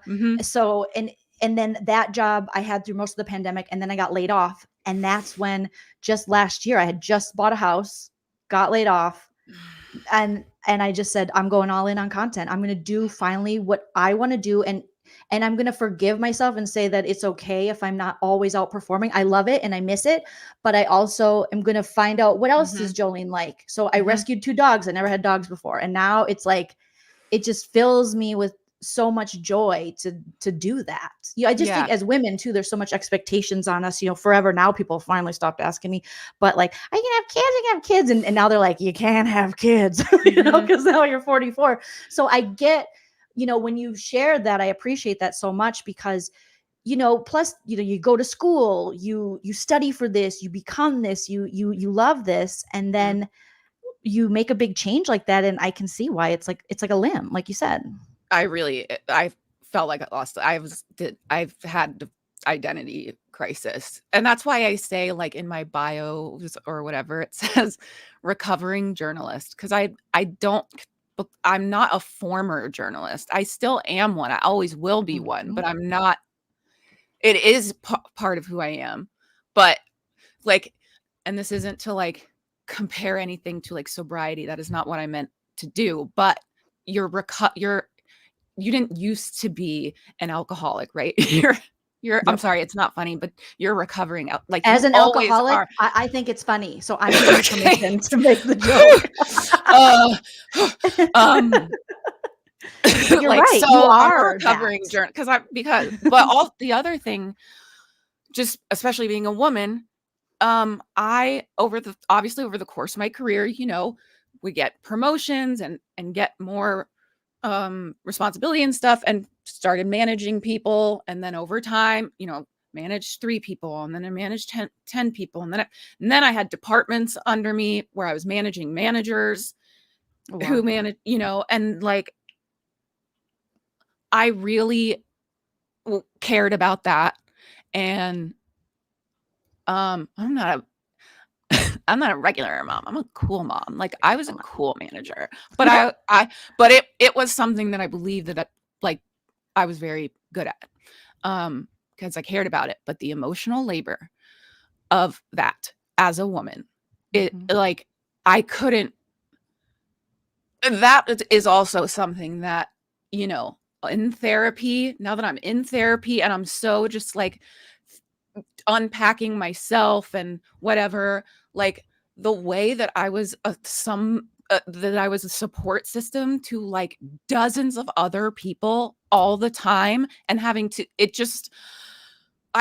oh my God, like it was, so just that would just be added on top of like, all the other shit is like, I don't think that's something that I even think about, is how much the labor that's put on women managers compared to men, simply based on how society treats women and looks at women. So it's also sometimes so interesting. Sorry. No, go ahead. It's also sometimes like some people felt comfortable crying in a room with me in front of me. If they wanted to cry, they knew I would get up and say, here, you face this way, switch sides of the table with me. So, because then no one could see them crying through the conference room or whatever. I'm like, it's okay here. Like, because they don't feel safe doing that in front of a straight male probably person versus, like, so it's also like there's a conditioning one, like of the woman, the manager, like feeling like she has to do XYZ, but then there's also conditioning of everyone's life, and whatever, of how they view what, like, so I'm just gonna, you know what I mean. Yes, I know what you mean. I know what you mean. No, I think, and I think that not to like add another task to you, because I know as a fellow ADD, but have you ever thought about writing a book about that? That would be freaking fascinating. People have said things like that to me before, but I don't know. We'll see. My dad has been able to do that, but I don't know. It's one of those things that's like, where would I even fucking start? How would it even be like, it seems daunting. It's huge. I also just have a lot of stories that are like so weird and unrelated and random, and I don't know. I'm full of information. I love that, because that's like, it screams like my essay book, David Sedaris, stories. Oh, I could do something like that. I forget that books of essays exist, and those are like some. Doesn't have to be a novel. Those are my favorite books. Best to read. The other thing I was going to say earlier when you were talking about adopting your dogs is just like so random. Here's one example: is that I adopted my dog 12 and a half. It was in the end of 2013. Or no, sorry, the end of 2012 and the beginning of 2013. So as long as Vanderpump Rules has been on TV, I have had my dog, and I adopted him at a place called Tail Waggers, which is next door to what is now Shorts and Sandy's. No, I've been there. There's a pet store, and you can see it in the back. They had like an adoption day, and I went with my friend Allison like years ago. I know what you're talking about.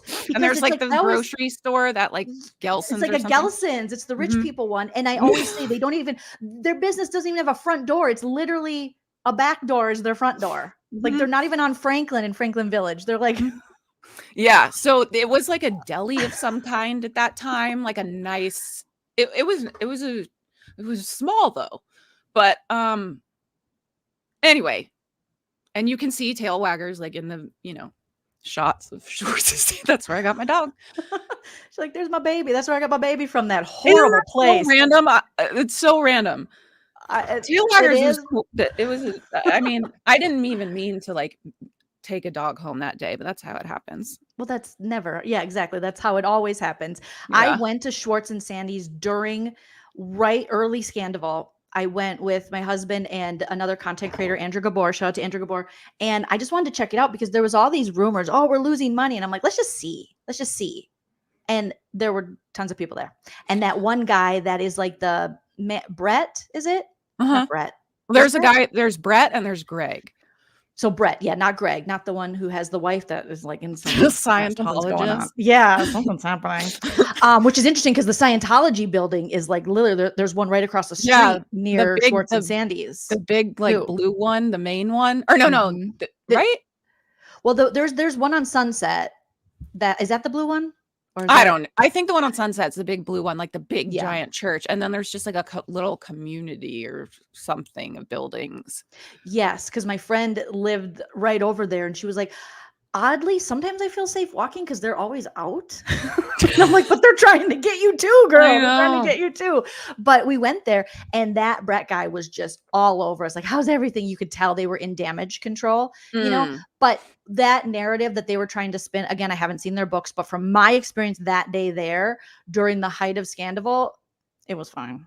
I mean, listen, my favorite thing about that period of time is like, they're talking about we had graffiti in the bathroom.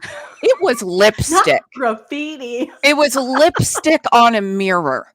Oh sir. It was probably me. I mean, I went in the bathroom. It's a Team Ariana and lipstick or something like that on a mirror.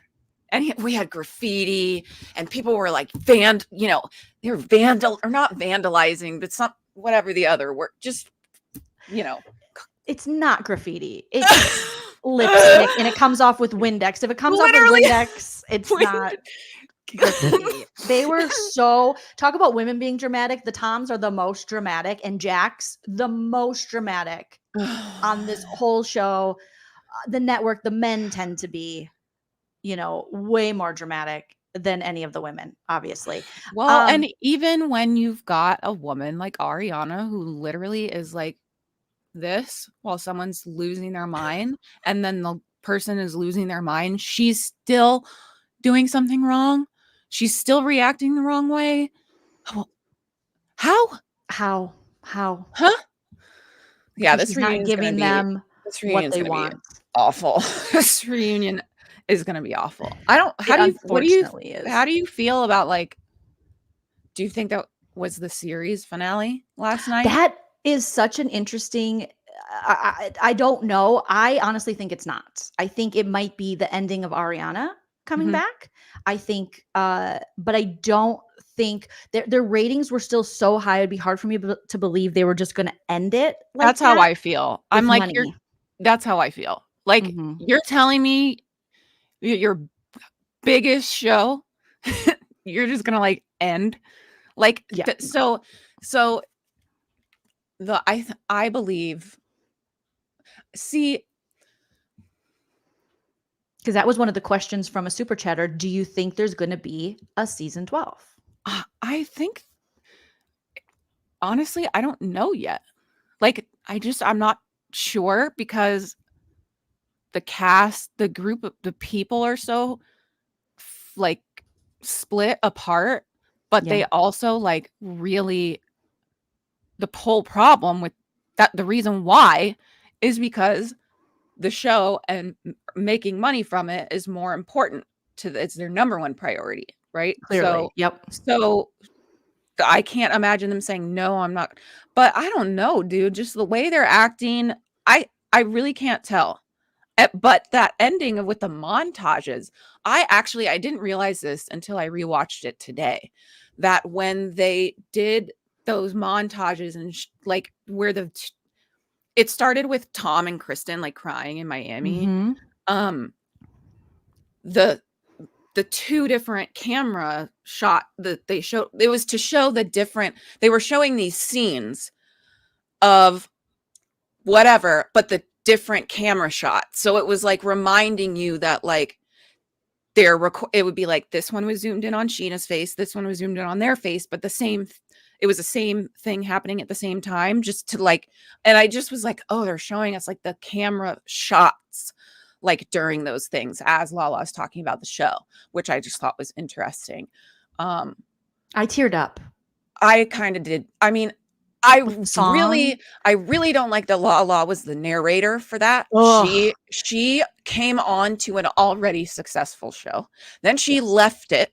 Then she came back to it and thinks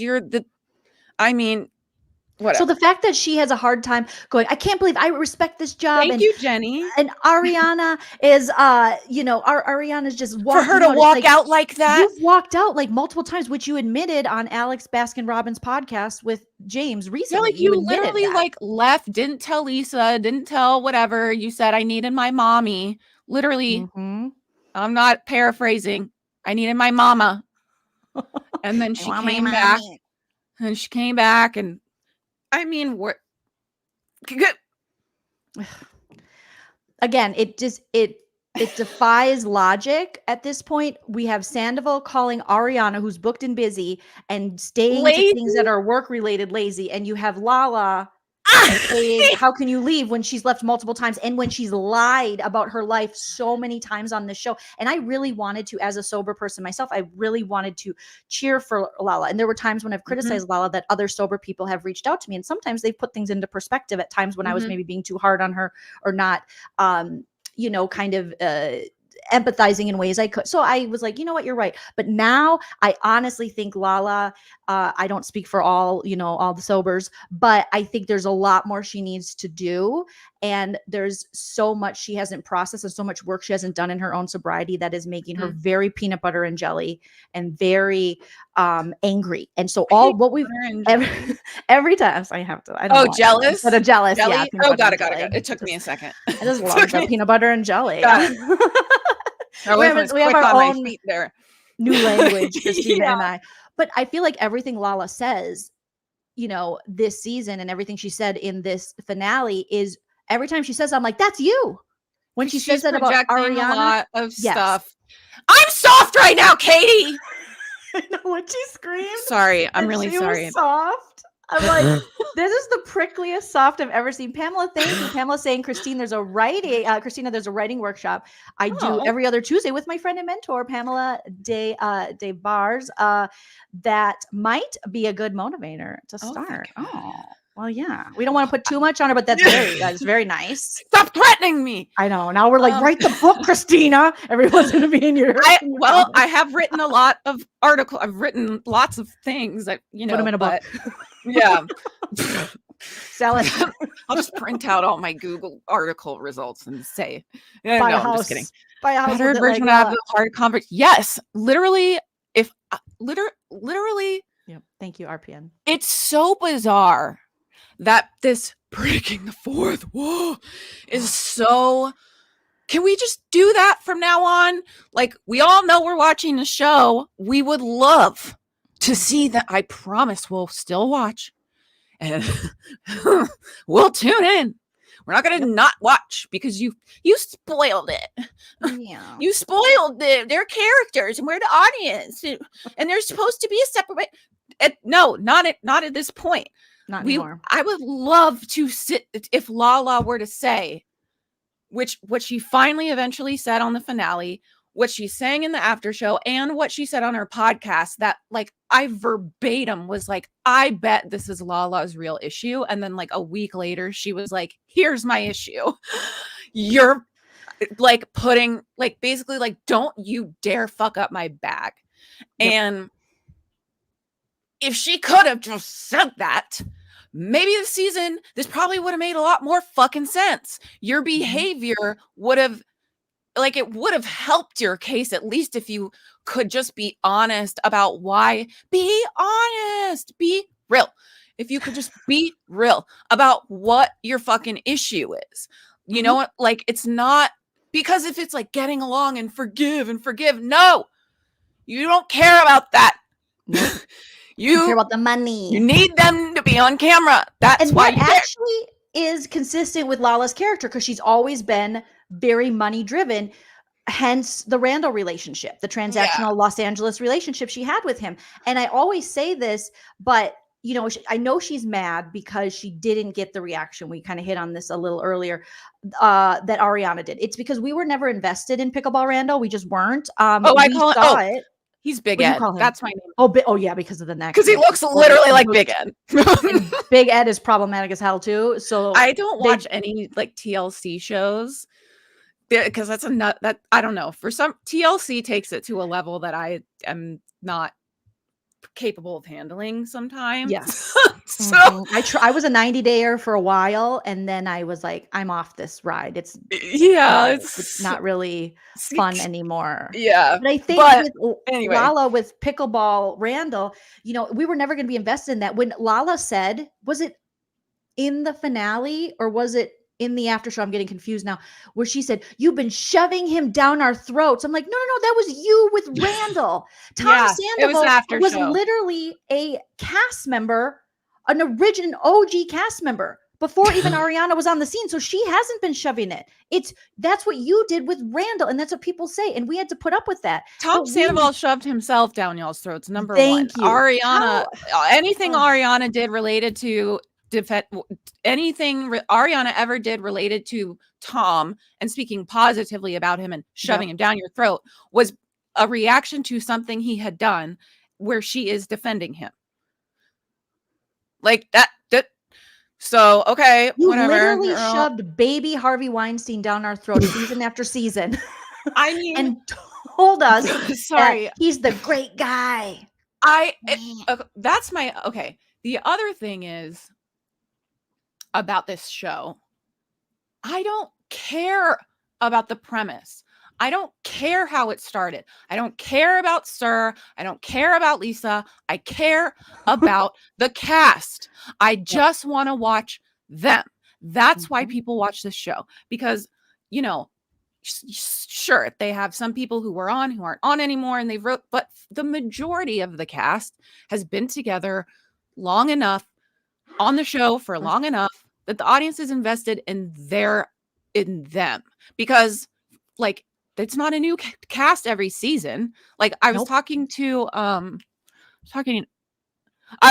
there's like competition dating shows, for example. I don't give a fuck about those people when it's over and they get new. I don't follow their lives. I meet them for one season and there's drama and okay, then they go. I don't know what they're up to. I don't care because they don't want to show us them 10 however many years in a row. Just like the relationship people have with the housewives. And by the way, it is really sad to me that like Bethany and Lala, who were like two of my like, yeah, you're loud and obnoxious, but at least you own it favorites, have just the worst falls from grace. Like the worst, where it's like, God, why are you ruining yourself for me? I can't like you anymore. I used to be like, Bethany is a top tier, top 5 housewife. Like she, and then now I'm like, in the context of the show, yes, I would agree still. It's just that, wow, she's fucking insufferable since she left. Like, yeah, seriously. In the context of the show, excellent. But now, since you go away, hide in her closet, or just please get off the fucking internet. You and Joe and Larla, blah blah is apparently not on. I like Larla. Larlar and Scheana. Larlar. Oh my God. Okay, I have to ask. Is like not online. She's not okay, girl. And she's so sensy. It's a hard knock life. Like, I don't care. Like the fact that this woman can turn against the fans and say, you guys are bullying. You guys are doing this. Ma'am, you bought a house off of technically bullying. What are you talking about? Literally. What are you talking about? Again, very Bethany, very reminiscent. Excuse me, ma'am. How did you get rich? We bought all your crap. Okay. Yep. We bought your skinny girl ranch dressing and granola bars and cold cut fucking turkey and electrolyte drinks and margarita and wine and vodka and this and that and whatever the popcorn whatever Yep. else you put skinny girl logo on. Oh, and then you had jeans, then you got shapewear. What else? And it was all to make us feel bad about our body anyways. Literally. So- And then diet culture. so then you got wealthy. Okay. Then you made a bunch of money. But now the people who did that for you, us, the audience, are stupid, and you don't give a fuck about what we think, and you want us to fuck off, and you don't want us. Okay, Lar. Well, then can I send back? Because I bought like 4 Send It to Daryl sweatshirts because they were really comfortable and really good cute. quality and all different colors. So are you okay? Can I have my money back then? Give me some of that mortgage I bought for you. I mean, I know I'm not I didn't buy her more, but us collectively. That's why you have what you have is due to your audience. When you start shitting on your audience like that, that's a huge problem. It's so really shitty. Dumb. It is so dumb. And it's so Mhm. rude. It reminds me of Doja Cat, actually. Not Doja Cat. Well, because I'm not bringing her into it, but because, she was like, I don't give a fuck what you guys think. I don't give a fuck if you like my music or not. And fuck you. And you're stupid on like an Instagram live or something. And then like decided, oh, I'm going to put out more music. I don't know. But she, in her defense, she did like kind of start her like internet. Her reputation began as because she was like a troll kind of. So I remember watching those videos of her being in these weird chat with these guys. And I was like, oh God. Anyway, like, but it's such a slap in the face to us, and it just shows how disingenuous you are. We understand this is TV. We're not stupid. We understand how it works. We understand everyone needs their job, but we also don't want to watch people that are just so flip-flop anonymous. They'll flip on anything. We actually want you to stand by something, and that's something that Katie Maloney has done. Love her or hate her. Yeah. She is consistent and she's loyal. And I think, I watch lots of like competition reality shows. I cover Big Brother, and you can lie, you can cheat, you can steal, you can do what you got to do to get to the top, but you have to be loyal to someone. And I feel like Lala is at this point now where she is loyal to no one, not even herself, because she's ruining her own bag at this point. That's the thing is like, I'm trying to remember how I said this, or how I thought it or whatever. But the thing is, we will, Lindsay. We'll lead the woman army. I'm having so much. I don't. Okay. What day? When? I don't think I have any. I'll be here till 11 p.m. You guys. Don't tempt us with a good time, because over here we go long. Yeah. Anyway, that's what puzzles me, because if money, and her being able to make money off of her reputation or her brand, which is herself, right, is her priority. I don't know if I just finished a sentence or not, but if that's her priority, then what doesn't make sense to me is whatever thing you're choosing. Let's say you are deciding that this, like, let's say that you don't mean it. Let's say that all of this is like you're just putting it on for the cameras because you're whatever, you're producing, which is what she'll producer say puppet, eventually. right? Yep. So let's just say that for the sake of argument. How on earth is being sympathetic to a like verbally abusive monster narcissist cheater doing that makes you look sexist? It makes you look like a misogynist. Like how would that have literally any benefit to your career?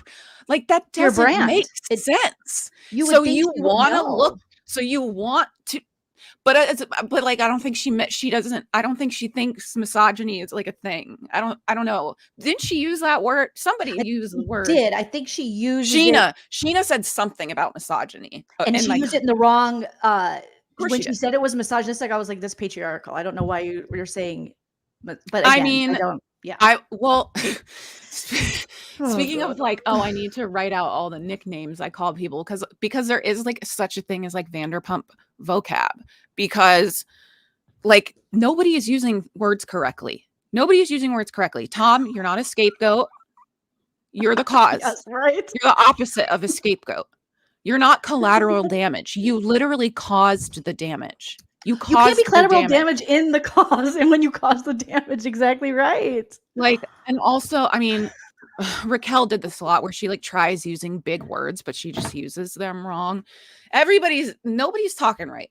Okay. Nobody's talking right. And then don't get that superfluous conversation was funny, but anyway. I know he's like, I don't even know. I don't even know how to say that. It's like, oh my God. That was funny. that was, and even on Watch What Happens Live when Andy that felt like was Andy pronounced it incorrectly too. Okay. Andy also last night while he was reading Andy tells on, I'm telling you, liars tell on themselves, and anybody, I'm not calling Andy a liar. Liars tell on themselves all the time, separately though. But just people tell on themselves.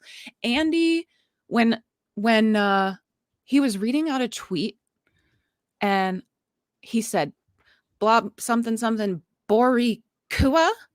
I'm like, have you never heard the word Boricua? Have you never heard? So that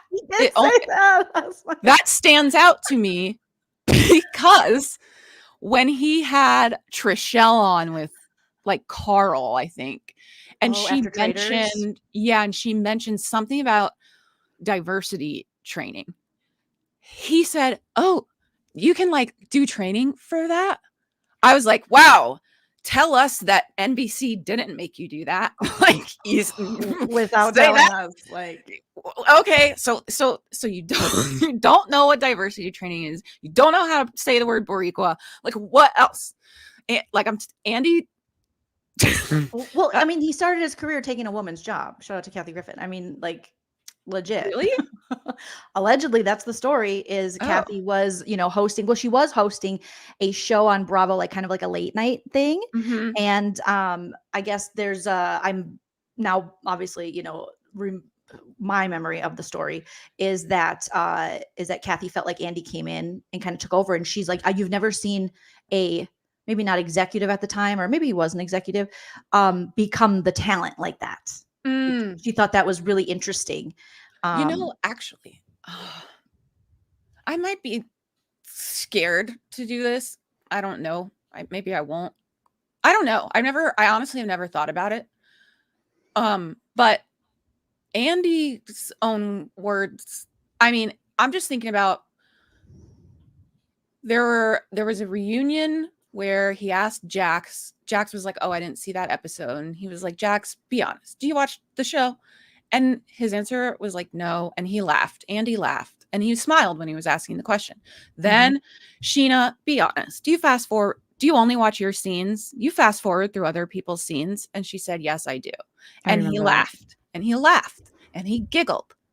And now he's gonna give some sassy little tood comment to Ariana because she was in Chicago. How fun for you that you couldn't watch the episodes. And didn't he say, well, maybe you should watch the shows or something? And then last night, Jax, did you watch the episode, Jax? Like, no. What's he got to do? He's just drinking. I can't, I mean, oh my God, literally.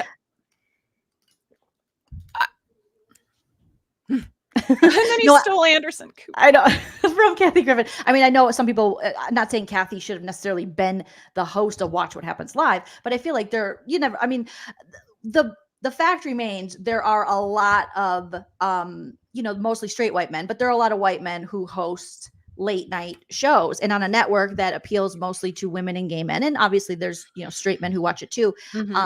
That we didn't get a woman or a person of color. And that's been an argument against Andy hosting some of these reunions like Potomac and Atlanta, or when they're talking about colorism, it's like, who is Andy Cohen to speak on this?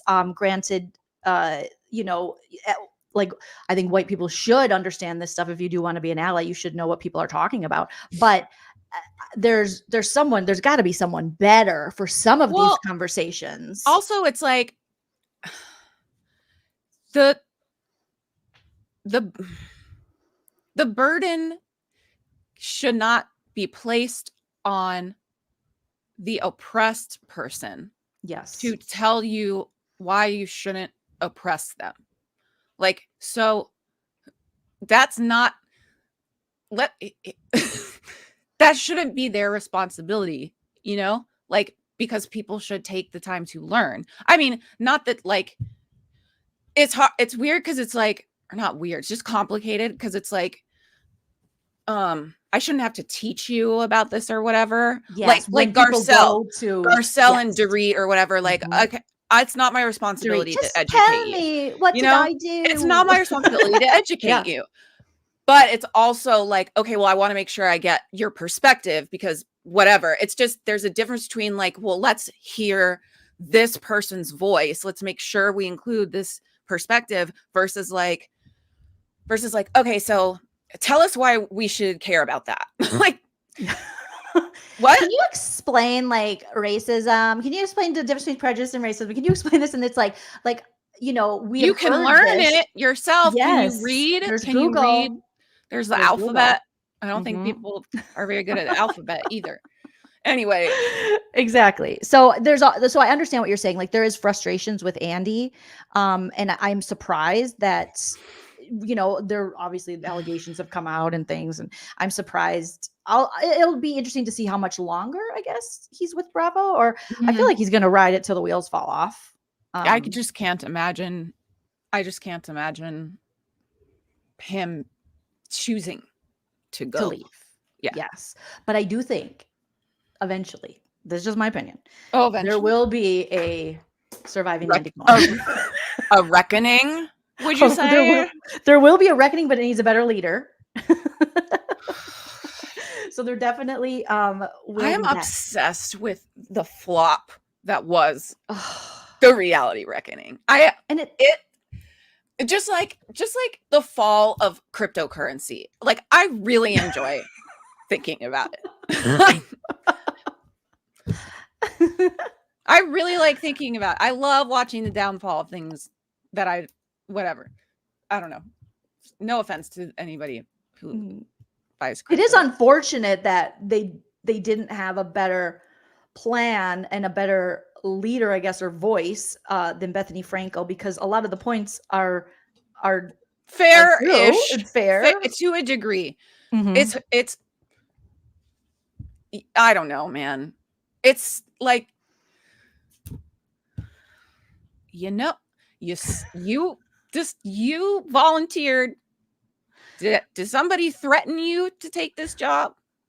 Do you not own a television? Have you never heard of this before? And did someone remove your free will? Because depending on the answers to those questions, I don't know that you can say it's their fault. It's Bravo's fault. It's production's, like, unless there are examples, like just as a whole, I guess, like if there's examples of like, you know, I removed the water and told her that actually she should start drinking again and blah, blah, what, I don't know, something specific like that. But on the whole, to be like, when Maria McSweeney was blaming completely, it's like, no. My favorite is when Rachel Raquel Bambi was like, I asked to be paid equally with Tom and Ariana. It's like if she was going to stay, she asked for equal pay. Christina, wait a minute. What are you talking about? It's because she was for her mental health. That's why she stopped, not money. And she wanted them to reimburse her for her treatment. Oh, yeah. I'm like, you want them to pay for something that actually completely happened off camera.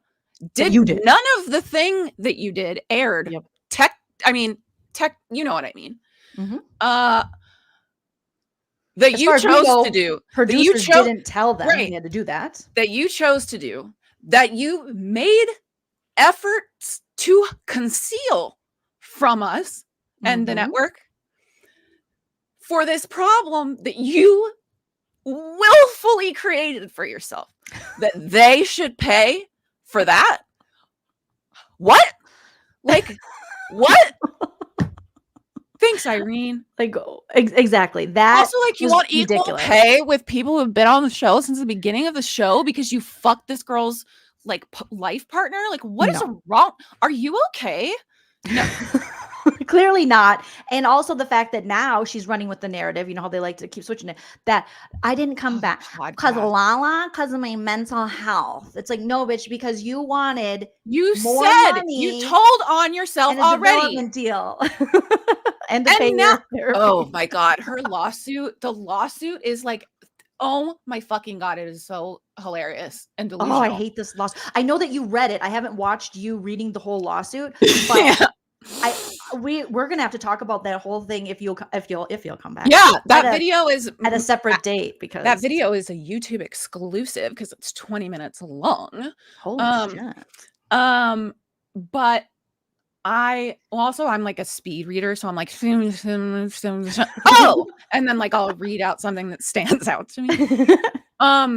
But because one of the things is like her reputation has been damaged to the point that basically like she doesn't have the ability to make money, and her reputation's and it's jeopardized her career opportunities forever. I'm like, and then the next page or like the response will be like, here are a bunch of clips from Rachel's own podcast that she said XYZ thing. Like that people only listen to because of Scandal. No one would listen to a Rachel podcast if this but wasn't. You're clearly making money off your reputation, Mhm. so it hasn't harmed you. Your ability to do that. And then oh my God, it is fucking sap, dude. Ariana's lawyers are like, I bet that just felt so good because they were like, how about that time you were at this event? You were at this event and you posted pictures of yourself on a red carpet. How about this time? How about this at 4 minutes into the Bethany Frankel interview, you said literally pages of timestamp after timestamp after timestamp examples. I was like, this is my favorite thing. Yeah. Well, so when in the video, like I don't read it out, but it's like on the screen, so you can like pause it and actually like read it if you want to. But it is just so God, girl, what are you doing? Just sue Tom. Just sue Tom. Just fucking Venmo request him already. Just get this over with. Like, it's like any kind of redemption, I guess, Rachel Raquel had, because there was a point where I was like, well, at least she's doing something. She's not touring with her band. She doesn't have this, at the time, the stupid podcast where Kyle Chan and laptop boner Jason is what I call him, because he always has a laptop on his lap. He's never using it. The man has a whole wife and 2 kids and needs to go home. Laptop boner Jason, please, dear God, button up your shirt. Come get him in the minivan. Howie Mandel's wife, his wife works for Howie Mandel. I can't deal with laptop boner Jason. He was like, Jason's really been there for me, man, because I pay him. Worst. Yeah. And he's these people have really supported me because they're in the band that I pay to play. His birthday party this season, when it was only people he paid. And then just like randoms, literally James being like, who the fuck are these people? Literally, who are these people? And Tom's like, my real friends, my friends really stood by me through all this. I'm like, I think you just met yesterday. And you're like, bro, can you come fill some spots? Like, I'll pay you as an literally, and Tom Sandoval in the most extras, because he literally hires extras. He hired actors. He needed a casting call for extras. But he doesn't pay, because allegedly that bartender, that beautiful redhead, did she give us an update that she got paid or not? I didn't see an update, but she also said people have Ariana hasn't paid a bill in 8 months, dude. Yeah. I pay for everything in that. Everything. Oh God. And the fact that he has not paid her, allegedly paid his mom back. He took a loan against the equity of the house, but Ariana's the lazy loser. And then you're like, you want to, you're telling Schwartz, who was able to, they left their house and they really liked it.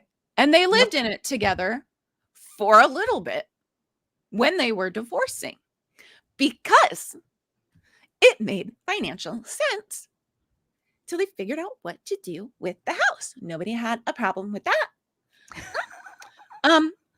But sir, you want him to take out another loan for your dumb ass? He already did with Schwartz and Sandy's. He already did with this and that. Can you give the Tom Schwartz a break from taking out loans for you, you're ruining this man's credit. He is like a walking multi-level marketing. Oh my David at God. this point. That's what Tom Sandoval is. He's like, invest in my karaoke band. Come. And I'm so tired of this man. I think we're all at the point where we He are. like would absolutely have sold Herbalife. I think he does. Like, He's a hydroxycut partner. Hydroxycut. But Oh my gosh. And he advocates snorting it. No, that's not right, Joleen. That's not right. But just get it right. No, he doesn't. He doesn't. I just make things up. See, I don't have the same journalistic integrity. It's more I lean on the comedy. Yeah, I love that for me. So I know we do have to wrap this up. We're over 2 hours, and I've had like so much fun with you, Christine. I feel like I could just chat with you for the rest of my life. Not to be weird, but this I saw this. Yes, I think you posted it, and then maybe I shared it or you commented and I saw it. And shout out to Cece Loves You, who's doing some great stuff. And so go show her all the love, buy her coffee. But she shared this tweet, and I shared it in my story with the song by Destiny's Child, Girl. Girl, I can tell you, man, crying, you need somebody to talk to. Because anyone who's been in a bad relationship or had a friend in a bad relationship, or you yourself, I was in a bad relationship with like a cheater, pumpkin eater, someone kind of similar to Tom Sandoval in lots of ways. And I had two really good friends who talked about it. I didn't know. And they said, my friend Jake told my friend Katie, one day we're going to have to sing this song to Joleen.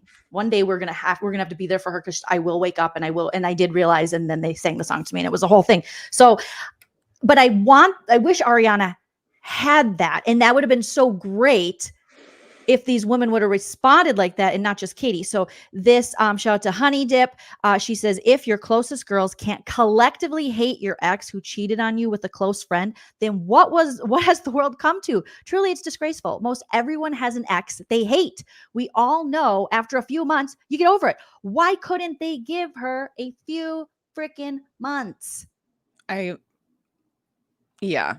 And honestly, for me, just personally, friendship betrayal is impacts. It's a lot heavier for me to deal with emotion. It affects me. It's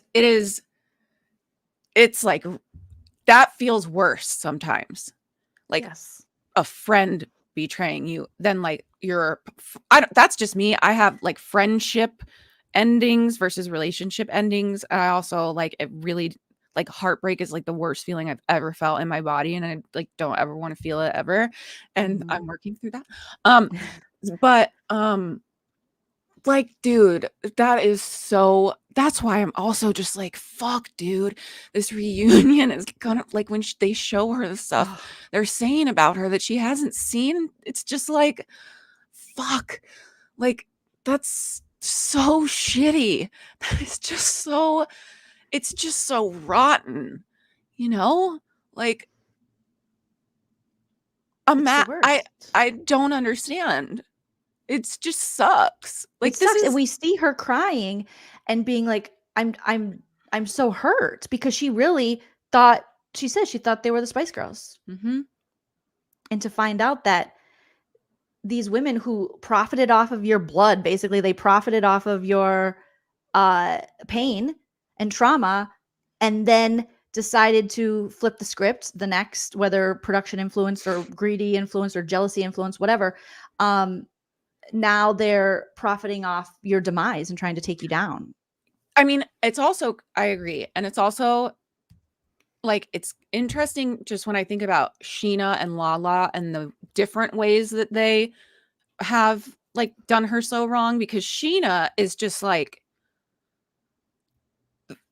delusional, and it's very much like about her in the argument versus Ariana did this or that. Obviously it's about her. Yep. But Lala is like mean. She's vicious. Like, Ariana's vicious. Like, Ariana never brought this to show. Ariana's this. Ariana's never blah, blah, blah. And she's lying. We're like, whoa. What did she do to you? What the fuck did she do to you? Nothing. Like, Nothing. who was your friend? She was one of the only ones who was still friends with Lala when the group fucking hated her. Right? In, like, She didn't season slut shame her. 5 She or didn't do something. any of the shit the other people did. She even pulled her aside after Lala's dad passed away and was like, as trying to help her. Like, I see what's happening here, My and it face is makes all red. it's okay. Your face Yeah. looks beautiful, and you. Well, I have the you like are, touch up filter. of course, I blur don't live on. without it. Sometimes Smooth it's like me. medium, sometimes it's extra smooth, and then sometimes I move certain ways, and then it Yeah, moves, it's like, it moves off my face. yeah, it's not blurring out Like, this scar I have on my head, but whatever. Go ahead. sometimes if you do the all the way, well, I go all the way and then I look not real. But Yeah. with Lala, just no, I forgot what I was saying. Oh, Being mean and yeah, so being just her friend. yes, and not being her friend, and yeah, I lost it, but It was but just how she didn't slut shame her and how she like oh yes, defended her. with her dad passing Oh, away, with her and how dad, she yeah. was like, I know what you're doing, but you're lashing out, and I just want you to know that I get it, but like, be careful, because I don't want you to burn all your friendships and stuff like that. Like, she pulled her aside, like in Hawaii or Mexico or wherever they were at the time. I think it was About that. Solvang. It was in Solvang before Kristen, because Lala That had was brown hair. such a great time for Kristen Doty to be falling on her little baby deer legs. Let's like, Mariposa. Is that lavender? I just ate it. oh, God bless Kristen Doty for that. So but yeah, and she was like crying. She was really emotional. They were like in a bar. They were in a dimly lit bar. Ariana's hair, I think, was pulled back. Lala had brunette hair. Like, I'm a crazy person. but yeah. So anyway, I know well, you're a scene Bravo we're talking- historian. That's okay. That is good. That's a good thing. We need to be. So for to these answer kind your of things. question, yeah, I think I might remember that. Maybe, I don't know. I have lots more important things going on, so I'll have to think about it. But she's given her so much grace and empathy through the years, and then to see this is the way Lala is treating her. I always, like you said, I always did think that Ariana was very kind to Lala in a lot of ways when other people were quick to dismiss her. She always made sure she was included. And that's kind of been Ariana's role on the peripheral, is pulling in outsiders. Even when Scheana was trying to get in with the in crowd, Ariana's just like, fuck it. I'm over here doing my thing. Also, I mean, Ariana, even with Scheana, was like, never told her to not talk to Kristen at the point where they didn't like each other.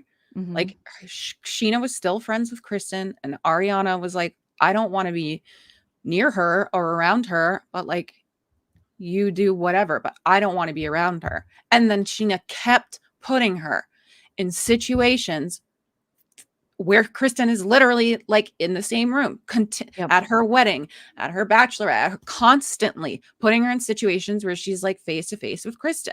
And she's like, all I'm asking is I don't want to like sleep in the same house as her. She's like, well, she brought me I forgot that thing and she brought it to the wedding. So I don't know. So it's just. So do you think, okay, so let me ask you a couple questions. Do you think there's any hope for Scheana and Lala when it comes to redeeming themselves on the show and also redeeming themselves with Ariana? No. Honestly, I mean, you never know. But for me, that is unforgivable shit. You're no longer my friend, period. Like, that's how I am. I'm like Rihanna with the scissors is like how I am with a like betrayal or like. Are you an Aquarius? No, I'm a Leo, baby. Okay. I'm an Aquarius. And I'm like, I'll ghost you. I'm done. Literally, you are not one time, goodbye. You're out of my life forever. I'm never talking to you again. That's just me. I mean, I've never been the person that has like for example, I don't even know these like bachelorette trips. I don't even have 10 people I could put on a list to invite. I mean, I guess I could, but like, who would I just, my friendship circle is tight and small. That sounded sexual, but they're like, you know, it's just the people I really trust. Like, I have to trust them. And if I can't trust you, if you have given me any reason to not trust you, I literally won't. Yep. Leos are very loyal. Don't cross a Leo. That's true. My brother's a Leo. He's very, very loyal. But yeah. I mean, and so I don't know what they could, because what are they going to do? What would you need them to say? I mean, you, the viewer, and you, Ariana, but like, what would the audience, what would it take? What are you going to say? Sorry and cry? Yeah. Is that it? Then what? How do you, I don't know. I really don't know, because also their redemption arc at that point would also require Ariana's involvement, because the only way they could prove that there is a behavior change is how they treat her, or like trying to send her a gift or what. It involves Ariana on the receiving end of whatever their changed behavior is. So like, I just don't, that's I think the thing, even show filming in the same room, whatever. Like Ariana said, I think in I think it was in a confessional last night about the Tom trying to talk to her thing, and she was like, yes, like we're on camera, yeah, but if you say you care about something, it should like generally would also apply to your off-camera beliefs, right? If it's reality show. So he hasn't tried to do anything, you know, like it just, she's just like, wouldn't you be the same behind the like, isn't that the whole point of reality shows, that like you would believe the same things off camera? So yeah, us proving he's performative. And then he goes on Watch What Happens Live and says, no, I tried to talk to Ariana. And it's like, but have you, sir? And can you write your feelings down? We know that journal. Did you? We literally, dude. Journal. Oh, the journal. Look at these pictures of me and Rico. We were so happy. It was, and we're never gonna be that happy again. Against the wall. What's that cry called again when he does it like this? And the hide and seek. The hide and seek. Okay. Yep. And that's what Rachel Raquel said. Rachel Raquel said on her podcast. She's like, Tom's always crying against things. Yeah, he's always crying against things because he can't really cry because he's not a good actor. That's why he doesn't book gigs. Well, but when he really gets it going, the crazy thing is he wipes his face where it's a desert on that face. And he's like, but then you got tears pouring down his face and he's not touching them because he's like, wants you to really see that they're there that time. It's every time he really gets it going, he doesn't wipe his face off ever. He doesn't dry his face, but he's like, then we know. Sorry, we know which time. So that's a hand wipe. The hand wipe, the hide and seek, the hyperventilate is the one where he like really gets. Oh, that was at Vanderpump. That was at Vanderpump. He gets the breath work going. And he usually will do like 2 for 1. So there's many being used at the same time sometimes. And then turtle is like the full production. Because he's squeezing it out. He's turtling it. He's turtling it out. Sandy butt. Oh my God. Okay. Maybe we should log off now. I'm loving the turtle though. I'm loving the turtle. We will wrap it up. But what do they do for if they do a season? What do you think? What do they do, Christina? I don't know. I mean, that's the thing. Okay. Before I saw this finale or the reunion trailer, I was like, okay, well, I'm glad they're taking a break because that gives us time. I want to see Ariana in her new house. I want to see Katie in the Yes. sandwich shop and blah, blah, blah. Like, okay, let's watch them like living their lives, like cool, give them some time to like do some stuff. But let's see her going back and forth from New York to LA because she's in Chicago and there's this. I want to see her on the phone making these deals or whatever, Yeah, money getting the moves. call, But because like I said, we're invested in the people. I don't give a fuck about. Listen, this alley, should it be designated as a historical landmark? Yes. But I also don't care if we ever film there again. Unless you're in the alley. I really only want video from the alley. I don't want to be inside, sir, anymore. Yes, we don't have to be inside, Anyway. sir. We just need to be in the back. But now I don't know. Now, because it wasn't, again, like I hadn't seen the trailer, I hadn't seen the finale or whatever, where it really is like, they're really like giving her a knife in the back. So do you think I don't know. I wonder if she'll come back because I feel like it's still an opportunity that with Ariana, I back her on this. If she feels good enough to be there, that why should she have to give up that bag if they do come back? Why should she have to step away? Unless like bigger and better things, but why not have that and all the other things too? Also, it is so funny. She said on the after show, which was, what makes better TV? Boring fake conversation where clearly like I'm just listening to somebody bullshitting me or whatever. I don't think she went that. She was like, what makes better TV? This fake ass scripted conversation that you're watching, or someone storming out and making someone storming out because they whatever. Like, tell me which one would you rather watch? Like, tell me which one you'd rather watch. I want to watch somebody fucking storming out. I don't watch Bravo to feel peace. I do not watch Bravo because I'm seeking a peaceful heart and mind. Okay. It's not meditation. It's definitely not meditation. I am here for the chaos. Okay. So give it to me. Yes. So what would you rather have? That's what I'm saying. Like lar, blah, blah. You don't know. None of this makes sense. Like, because what you're trying to say she should do is like not good, actually not good TV. So why are you so upset? Like, sit down. First of all, we're always getting up. And she's going to get up on this reunion she too. got the finger guns going. We got the hands. We got hands. Lauren from Utah coming out. Sit down and get a grip. Like, it's just mind-boggling to me, That's just me. Whatever. Yeah.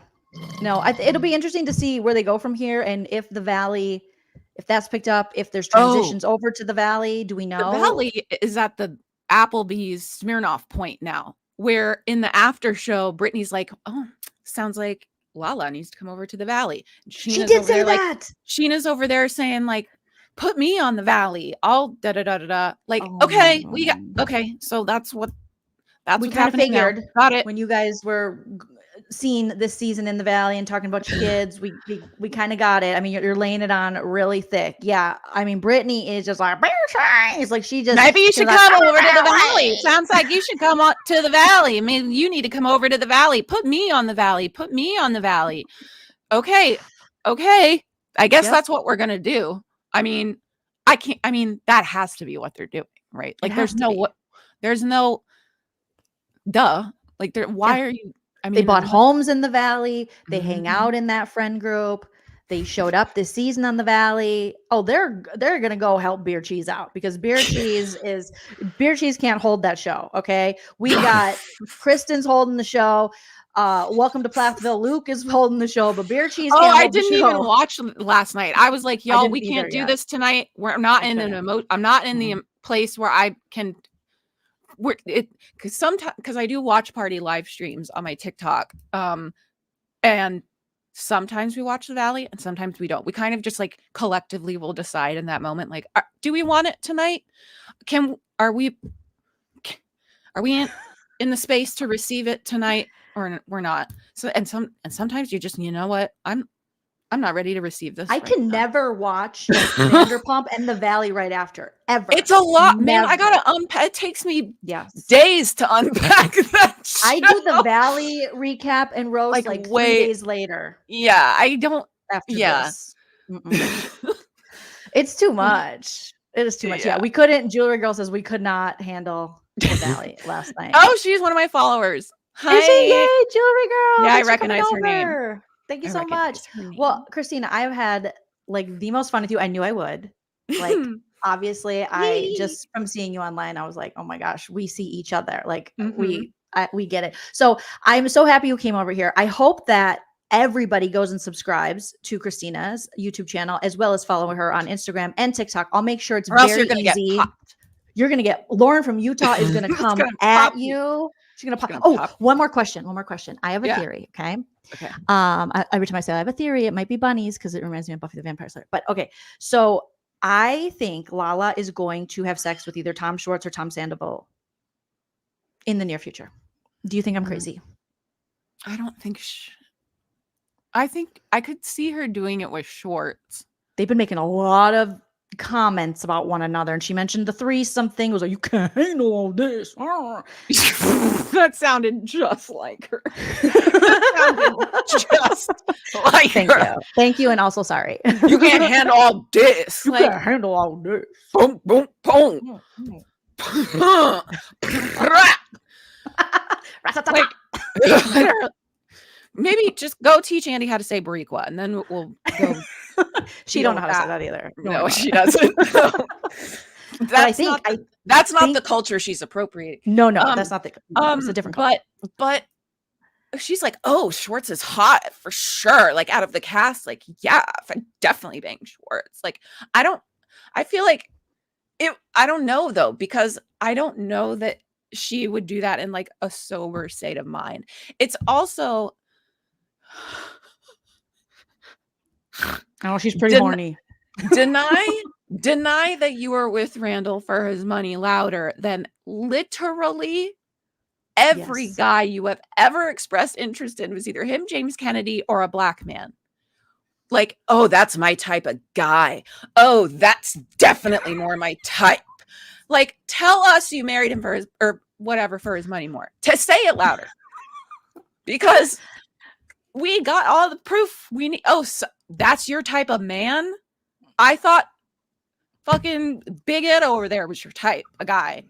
Did you hear her on the after show when her and Brittany were talking about necks? And she was like, ooh, there's a strong neck and a strong, ooh, that's my type. And all I could think was this. No right? neck. So, No. wait a minute.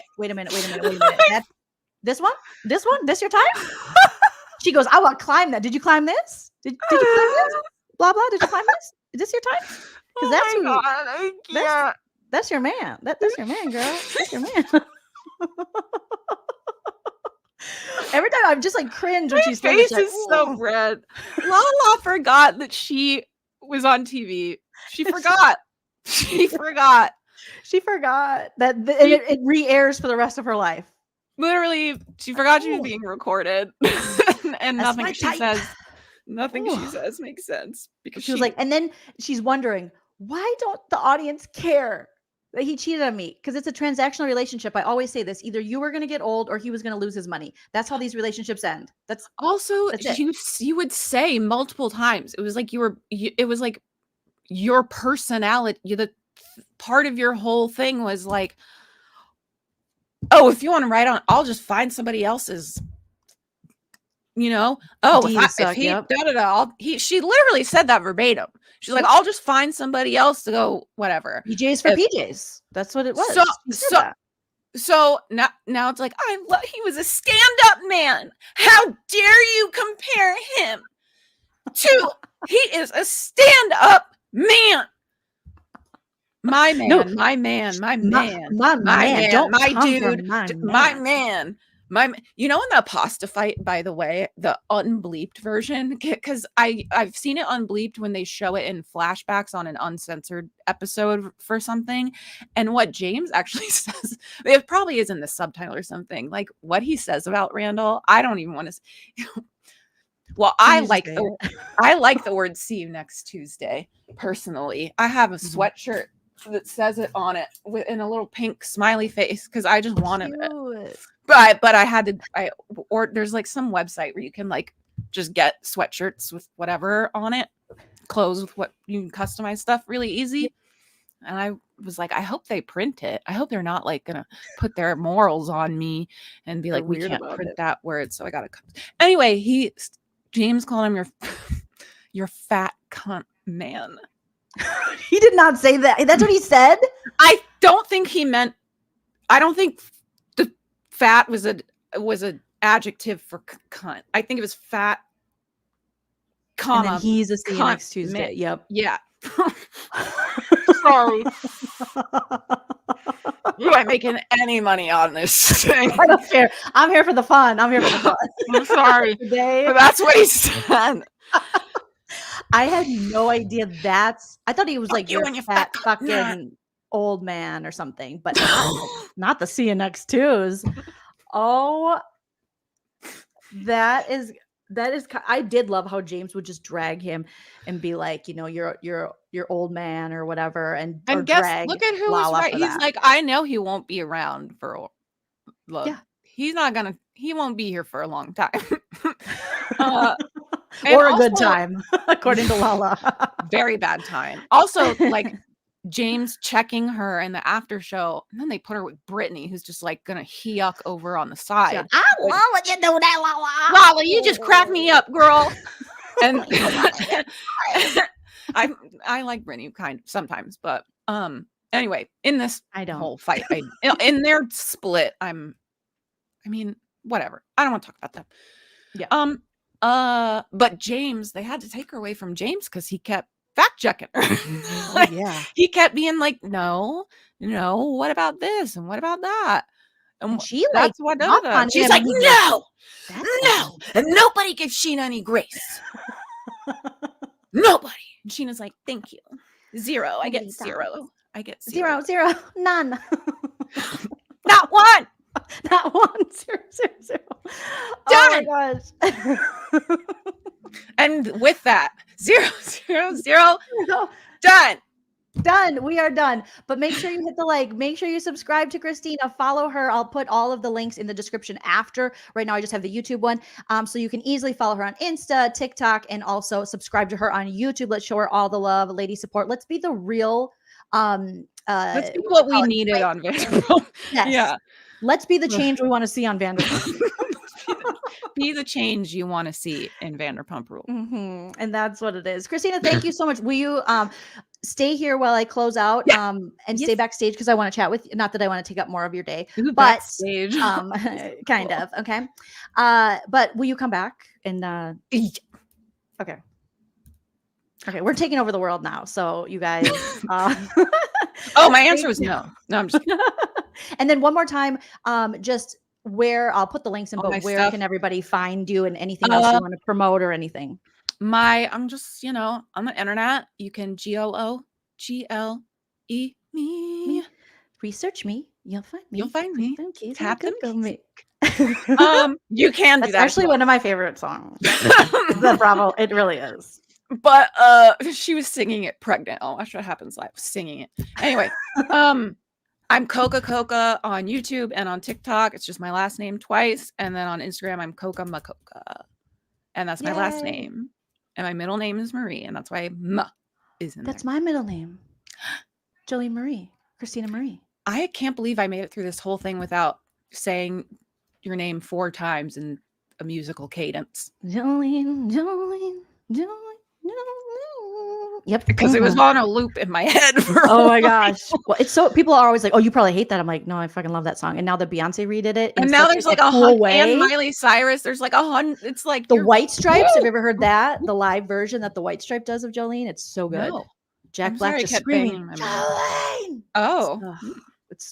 It's my anthem. Okay, you guys, stay here, Christina. We are going to make sure you follow Christina, do all the things, hit the like, comments. Thank you for all the super chats, you guys. I'm sorry. For some reason, my little tab here on StreamYard wouldn't even let me go back and click them. So I appreciate that. Thank you to everyone who participated in Oh the my chat and God. stayed Oh with my us. God. Wait, What? I didn't even see any of my thing was on the private chat tab the whole fucking time. Now I can scroll and see Yes, we everybody's have comments. so many. Okay, I was nodding because I respond on at least on my live streams. I like go and whatever. You guys, I didn't know I could see you. I'm so sorry. Now I know.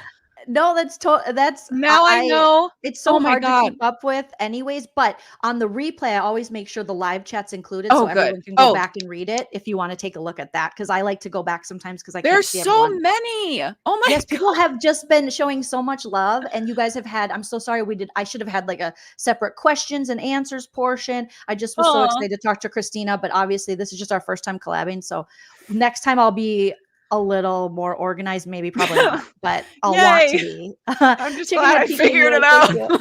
I'm so glad at the end of the stream, I'm really Christina good at found computer the stuff. comments. Me too, obviously. So thank you guys so much, and follow us everywhere. And like I always say, enjoy yourself. It's later than you think. Bye.